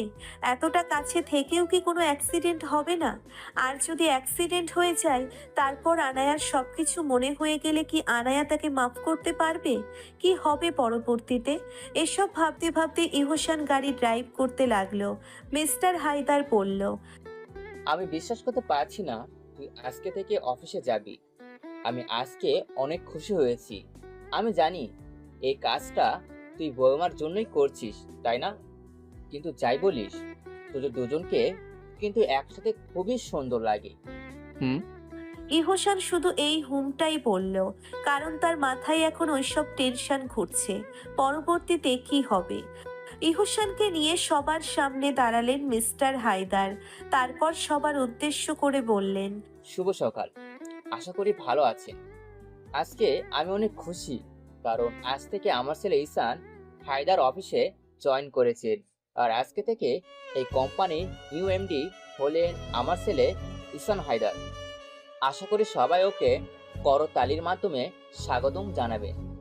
মিস্টার হায়দারের কথার সাথে সাথে সবাই ইহসানকে করতালির মাধ্যমে স্বাগতম জানালেন। মিটিং শেষ করে সবাই একে একে হাত মেলালো ইহসানের সাথে। অফিসের প্রতিটি মেয়ে ইহসানকে দেখে ফিদা হয়ে গেছে। আসার পর থেকেই সবগুলো মেয়ে ওর দিকে হাঁ করে তাকিয়ে আছে। প্রতিটি মেয়ের মনে একটাই আশা জাগছে, একটিবার ছোঁয়ার, একটিবার কথা বলার। আনায়া কিচেনে কি যেন খুঁজছিল। তখনই মিসেস হায়দার কিচেনে আসলো। আনায়াকে দেখে জিজ্ঞেস করলো, তুমি এখানে কি করছো? কোনো কিছুর দরকার হলে তুমি টুনিকে ডাকতে পারতে, নয়তো আমি আর রাত্রি তো ছিলামই। আসলে আন্টি, হুম, মা। আনায়ার কথা আটকে দিয়ে মিসেস হায়দার কথাটা বলল। আনায়া ছলছল চোখে ওনার দিকে তাকিয়ে বলল, মা, মা, এবার বলো কিচেনে কি দরকার এসেছিলে? আসলে মা হয়েছে কি, আজকে উনি প্রথম অফিসে গেলেন, তাই ভাবছিলাম ওনার জন্য কিছু একটা রান্না করে লাঞ্চ পাঠাতে। আরে বাহ, স্বামীর জন্য এত ভালোবাসা। রাত্রি আপেল নিয়ে কিচেনে ঢুকে কথাটা বলল। আনায়া বলল, স্বামীর জন্য থাকবে না তো কার জন্য থাকবে? উনি আমার কথা রেখে অফিসে গেল, আর আমি ওনাকে খুশি করতে এতটুকু করতে পারবো না? মিসেস হায়দার বলল, তাহলে তুমি ওর জন্য বিরিয়ানি রান্না করে ফেলো, ও বিরিয়ানি খেতে অনেক পছন্দ করে। রাত্রি বলল, মা, তুমি পাগল হয়ে গেছো? ভাবিকে তুমি এই অবস্থায় বিরিয়ানি রান্না করতে বলছো? ভাবি তোমাকে এসব কিছু করতে হবে না, আমি টুনিকে বলছি ও সব রান্না করে দিবে। আনায়া বলল, না, আমি আজকে নিজের হাতে ওনার জন্য বিরিয়ানি রান্না করব। রাত্রি তুমি একদম টেনশন করো না, আমি পারবো, কোনো সমস্যা নেই। ভাবি, আর একটাও কথা না, তুমি গিয়ে টিভি দেখো, যাও যাও। মা, আপনিও যান। আনায়া রাত্রি আর মিসেস হায়দারকে ঠেলতে ঠেলতে কিচেন থেকে বের করে দিল। রাত্রির চোখ একটু বড় করে রাগে মিসেস হায়দারের দিকে তাকালে উনি কিছু না বলে চুপচাপ চলে যায়। এদিকে আনায়া জীবনে কখনো রান্না করেছে কিনা তা মনে নেই, আর আজকে সে বিরিয়ানি রান্না করবে। আনায়া ইউটিউব ওপেন করে ফোনটা চোখের সামনে রাখলো। তারপর সবকিছু এ টু জেড সব কপি করলো। রান্না শেষ করে নিজের রান্নার ঘ্রাণ নিয়ে নিজেই মুগ্ধ হয়ে যায়। তারপর একটা বক্সে ভরে নিল। কিচেন থেকে বের হতেই রাত্রি বলল, বাহ, খুব সুন্দর গন্ধ বের হচ্ছে তো। আমরা কি খেতে পারবো নাকি শুধু ভাইয়ার জন্যই রান্না করেছো? সবার জন্যই রান্না করছি, ড্রাইভারকে দিয়ে খাবারটা পাঠানোর ব্যবস্থা করো না। হোয়াট? ড্রাইভকে দিয়ে কেন খাবার পাঠাবো তুমি থাকতে? মানে কি বলতে চাচ্ছ? তুমি নিজে খাবার নিয়ে যাবে, এত কষ্ট করে রান্না করেছো, আর ড্রাইভারকে দিয়ে পাঠাবে? কোনো কিন্তু না, তুমি রেডি হয়ে আসো, আমি ড্রাইভারকে বলে দিচ্ছি উনি তোমাকে অফিসে নিয়ে যাবে। আচ্ছা, ঠিক আছে। আনায়ার মনে অন্যরকম আনন্দ লাগছে। সে আজকে নিচু হাতে তার স্বামীর জন্য রান্না করেছে। সে তাড়াতাড়ি করে রেডি হয়ে নিচে নামলো। নিচে নেমে দেখে রাত্রির প্লেটে বিরিয়ানি আর মিসেস হায়দার তার পাশে দাঁড়িয়ে আছে। আনায়া আসতেই রাত্রি খাবার হাতাতে লাগলো। আনায়া বলল, কি ননদিনী, খুব তো বলেছিলে আমি রান্না করতে পারবো না, তো এখন খেয়ে বলো কেমন হয়েছে। ভাবি, তুমি এত সুন্দর করে কিভাবে রান্না করলে বলবে আমাকে? ইউটিউব থেকে। অ্যাঁ? আনায়ার কথা শুনে রাত্রি আর মিসেস হায়দার একজন আরেকজনের দিকে অবাক হয়ে তাকালো। আনায়া জিজ্ঞেস করলো, বলো কেমন হয়েছে আমার রান্না করা বিরিয়ানি। আনায়া খুব ভাব নিয়ে জিজ্ঞেস করলো। রাত্রি কিছু বলতে যাবে তার আগেই মিসেস হায়দার বলল, অনেক ভালো হয়েছে। এত সুন্দর করে রান্না করবে আমি বুঝতেই পারিনি। আমার মুখে একদম জল এসে গেছে। একবার কি? হ্যাঁ ভাবি, অনেক মজা হয়েছে। যে একবার খাবে সে সারা জীবন মনে রাখবে তোমার হাতের বিরিয়ানির কথা। রাত্রি কথাটা বলে জোর করে হাসি দিল। ড্রাইভার এসে বলল, ছোট ম্যাডাম যদি রেডি থাকেন তাহলে চলুন। আমি রেডি। চলি মা, রাত্রি মাকে খেতে দিয়ে দিও। আনায়া টিফিন বক্স নিয়ে বেরিয়ে গেল। রাত্রি আনমোনা হয়ে বলল, যাও যাও, আজকের রান্না এত মজা হয়েছে যে ভাইয়া তোমার প্রেমে পড়বে নতুন করে। আনায়াকে ড্রাইভার অফিসের সামনে নামিয়ে দেয়। ভিতরে ঢুকতেই সে দেখতে পেল মিস্টার হায়দারকে। মনের ভিতর থাকা ভয়টা যেন নিমেষেই সরে গেল। সে একটু স্পিডে ওনার সামনে গিয়ে দাঁড়ালো। মিস্টার হায়দার ওকে দেখতে পেয়ে একটা হাসি দিয়ে বলল, বৌমা, তুমি এখানে? আসলে ওনার প্রথম দিন তো, তাই ওনার জন্য বিরিয়ানি রান্না করে নিয়ে এসেছি। শুধু ওর জন্যই এসেছো, আমার জন্য আনো নেই? আপনাদের দুজনের জন্যই এনেছি, একসাথে দুজন খেয়ে নেবেন, চলুন। না রে মা, আমি দুপুরে ভারী খাবার খাই না। তুমি বরং ঈশানের কেবিনে চলে যাও। কিন্তু ওনার কেবিন তো আমি চিনি না। আচ্ছা ওয়েট, তাসফিয়া, তুমি ম্যামকে একটু ঈশানের কেবিনে নিয়ে যাও তো। ওকে স্যার, চলুন ম্যাম। আনায়াকে ইহসানের কেবিনের সামনে রেখে মেয়েটি চলে গেল। আনায়া নক করলো। ভেতর থেকে ইহসান বলল, ইয়েস, কামিং। আনায়া ভিতরে আসলো। ইহসান ফাইলের দিকে তাকিয়ে আছে। কে এসেছে তা না দেখেই জিজ্ঞেস করলো, এনি প্রবলেম? বাহ, এত কাজ নিয়ে বিজি হয়ে গেছেন। কে আসলো তা একটাবার তাকিয়েও দেখলেন না। আনায়ার কণ্ঠ শুনে ইহসান চমকে যায়। চোখ তুলে দেখে আনায়া টিফিন বক্স নিয়ে দাঁড়িয়ে আছে। ইহসান দাঁড়িয়ে জিজ্ঞেস করলো, আনায়া, তুমি এখানে? এত প্রশ্ন না করে আগে একটু পানি দিন, খুব পিপাসা পেয়েছে। ইহসান এক গ্লাস পানি এগিয়ে দিল। আনায়া পানি খেতে খেতে একটা মেয়ে নক করে কেবিনে ঢুকলো। একটা ফাইল দেখিয়ে বলতে লাগলো, স্যার, এটা আমাদের গত কয়েক মাসের সমস্ত গ্রাফ ড্রেস কালেকশনগুলো। আমি একটু পর দিয়ে যাচ্ছি। আচ্ছা, তুমি একটু দাঁড়াও, আমি চেক করে তোমাকে বলছি। ইহসান ফাইলটা নিয়ে দেখতে লাগলো। মেয়েটি ইহসানের দিকে মুগ্ধ হয়ে তাকিয়ে আছে আর মুচকি মুচকি হাসছে। আর কেউ না দেখলেও আনায়ার ঠিকই চোখে পড়ল। সে কিছু বলতে যাবে তার আগেই ইহসান বলে, কায়রা, তুমি তোমার কেবিনে যাও। আমার কোনো কিছু দরকার হলে আমি তোমাকে ডেকে নিব। আপাতত আমার কোনো কাজ নেই, থাকতে পারি, কোনো সমস্যা নেই স্যার। কিন্তু আমাদের সমস্যা হচ্ছে। আনায়া মেয়েটির দিকে তাকিয়ে কথা বলল। মেয়েটি আনায়ার দিকে তাকিয়ে বলল, আপনাকে ঠিক চিনলাম না, কে আপনি? যেই হন না কেন, প্লিজ এখন বাহিরে যান, আমরা একটা গুরুত্বপূর্ণ কাজ করছি। আমার পরিচয় জানো না? আমার পরিচয় জানো না বলেই হয়তো তুমি এসব বলছো। এখন চলে যাও, পরে না হয় জেনে সরি বলে দিও। হোয়াট? আমি তোমাকে সরি বলবো? কোন দেশের প্রেসিডেন্ট তুমি? She is my wife, how dare you? তোমার সাহস কি করে হয় ওকে বাইরে যাবার কথা বলার? ইহসান রেগে গিয়ে কথাটা বলল। থমকে চমকে উঠল মেয়েটি। আনায়া ইহসানের পাশে গিয়ে বলল, এখন যদি না যাও তাহলে তোমার স্যার, দেখতেই পাচ্ছ কতটা রেগে গেছে, তা আমাকে সামলাতেই হবে। Sorry sir, sorry ma'am. মেয়েটি বুঝতেই পারেনি ইহসানের বিয়ের কথা। মেয়েটি ইহসানের সাথে ফ্ল্যাটিং করতে চেয়েছিল, কিন্তু তার আগেই মনের বেলুন ফুটে গেল। সরি বলার পর আনায়া চোখ দিয়ে বাহিরে যাবার জন্য ইশারা করে। মেয়েটি চলে যায়। ইহসান চেয়ারে বসে পড়ে। আনায়া বলে, এত রাগ স্বাস্থ্যের জন্য ভালো না স্যার। ইহসান আনায়ার কথার কোনো উত্তর না দিয়ে ফাইল চেক করতে লাগলো। আনায়া বলে, এখন কাজটা একটু বাদ দিয়ে খেতে বসুন, আমি খাবার প্লেট দিচ্ছি। তুমি রেখে যাও, আমি পরে খেয়ে নিব। আনায়া কোনো কথা না বলে চুপচাপ প্লেটে করে খাবার নিয়ে ইহুসানের সামনে রাখলো। ইহুসান বলল, আমি পরে খেয়ে নিব। পরে খেয়ে নিব মানে? আমি এত কষ্ট করে নিজ হাতে রান্না করেছি আর আপনি পরে খাবেন? আর একটা কথা না বলে চুপচাপ খা করেন। আনায়া একটু রেগে কথাটি বলল, তারপর একটা লোকমা বানিয়ে ইহুসানের মুখের সামনে ধরলো। ইহুসান আনায়ার দিকে তাকালে আনায়া চোখ দিয়ে খাবারের দিকে ইশারা করে। খাবারের দিকে তাকাতেই ইহুসানের চোখ গেল আনায়ার হাতের দিকে। অনেকটা পুড়ে গেছে, লাল হয়ে আছে।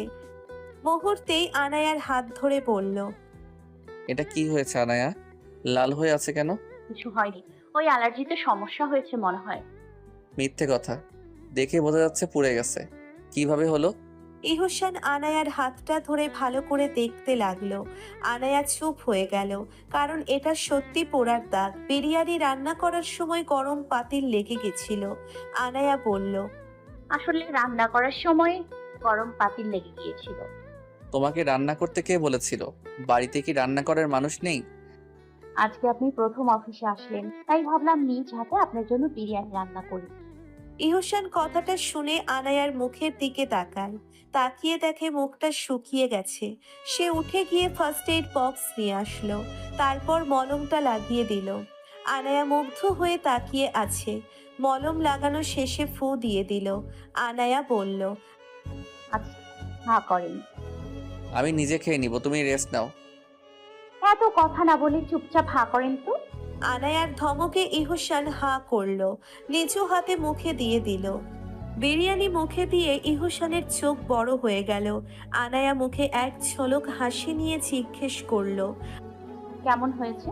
তুমি রান্না করেছো? হুম। খুব টেস্ট হয়েছে। এত সুন্দর তোমার হাতের রান্না। সত্যি? আচ্ছা দাঁড়ান, আমি খেয়ে দেখি। আনায়া নিজের মুখে দিতে নিবে তার আগেই ইহুসান তার হাত ধরে নিজের মুখে নিয়ে নিল। আনায়া মুখ ফুলিয়ে জিজ্ঞেস এটা কি হলো? আমার জন্য রান্না করেছে, তাই আমি খাবো। আর আমার প্রচন্ড ক্ষুধা লেগেছে, তাড়াতাড়ি দাও। ইহুসানের কথা শুনে আনায়া মুচকি হাসি দিল। ইহুসানের চোখ মুখ লাল হয়ে যাচ্ছে, চোখে পানি ছলছল করছে। আনায়া একের পর এক লোকমা দিয়ে যাচ্ছে আর ইহুসান খাচ্ছে। লাস্ট লোকমা দিতে যাবে ঠিক তখনই ইহুসানের ফোন বেজে উঠল। Excuse me. ইহুসান উঠে গেল। কল শেষে এসে দেখে লাস্ট লোকমাটা আনায়া নিজের মুখের ভিতরে দিয়ে দিয়েছে। লোকমা মুখে দেবার পর আনায়া পাগলের মতো করছে। ঝালে মুখ পুড়ে যাচ্ছে, মাথা ঘুরছে, হাত নাড়াচ্ছে। ইহুসান দৌড়ে গিয়ে গ্লাস এগিয়ে দিল। আনায়া ঢক ঢক করে সব পানি খেয়ে ফেললো, কিন্তু ঠিক ঝাল কাটছে না। চোখ থেকে পানি পড়ছে, ঝালে ঠোঁট লাল হয়ে কাঁপছে। ইহুসান আর ৭-৫ কিছু না ভেবে নিজের ঠোঁটের সাথে ওর ঠোঁট মিশিয়ে দিল। এভাবে ঠিক কতক্ষণ ঠোঁট জোড়া দখল করেছিল তা জানা নেই, কিন্তু যখন আনায়ার ঝাল কেটে গেল আর বুঝতে পারল কি হচ্ছে, তখনই ইহুসানকে হালকা ধাক্কা দিয়ে নিচে সরে গেল। ইহুসান একটু সংকোচ করে পেছন ফিরে গেল। আনায়া এক দৌড়ে এসে ইহুসানকে ঘুরিয়ে জড়িয়ে ধরল, কান্না করতে করতে বলল, আপনি এই ঝাল স্বাধীন বিরিয়ানি কি করে চুপচাপ খেয়ে নিলেন? একটা বার কেন বললেন না ঝালের কথা? কেন না করলেন না খেতে? কি করে না করতাম? যে রান্নাটা তুমি এত ভালোবেসে নিজ হাতে রান্না করে নিয়ে এসেছো, সে খাবারটা কি করে ফেলে দিতাম? তোমার প্রথম রান্না খাবারটা কি করে নষ্ট হতে দিতাম? সব খাবার স্বাদহীন আর ঝাল হলেও সব খাবারে কি এমন ভালোবাসা পাওয়া যায়? আনায়া ইহুসানের কথাটা শুনে আরো জোরে কান্না করে দেয়। ইহুসান আনায়ার মাথায় হাত বুলিয়ে দিতে দিতে বলে, আরে এত কান্না করছো কেন বাচ্চাদের মতো? এই জন্যই আমি তোমাকে বাচ্চা ডাকি। আনায়া মাথা তুলে জিজ্ঞেস করলো। ভালোবাসেন আমাকে? আনায়ার কথাই যেন কিছুটা স্তব্ধ হয়ে যায় ইহুসান, শুধু চুপচাপ একটা উত্তরই দেয়। হুম। এই হুম ছাড়া এখন আর কোনো জবাব জানা নেই। তারপর আনায়াকে ছেড়ে দিয়ে বলে, আচ্ছা তুমি বসো, আমি একটু ওয়াশরুম থেকে আসছি। ইহসান ওয়াশরুমে এসে দেওয়ালে একটা ঘুষি মারে। সে আজকে আনায়াকে না চাওয়ার সত্ত্বেও কিস করে বসেছে। সে নিজেকে অজান্তেই কেন আনায়ার জন্য মনের ভিতর এত অনুভূতি কেন হয়? এভাবে চলতে থাকলে কি করে হবে? আনায়া সবটা জানার পর ইহসানকে মাফ করতে পারবে না। এসব ভাবতে ভাবতে নিজের মাথার চুল নিজেই এলোমেলো করে ফেলে। বাসায় ফিরতেই আনায়াকে রাত্রি পড়ল।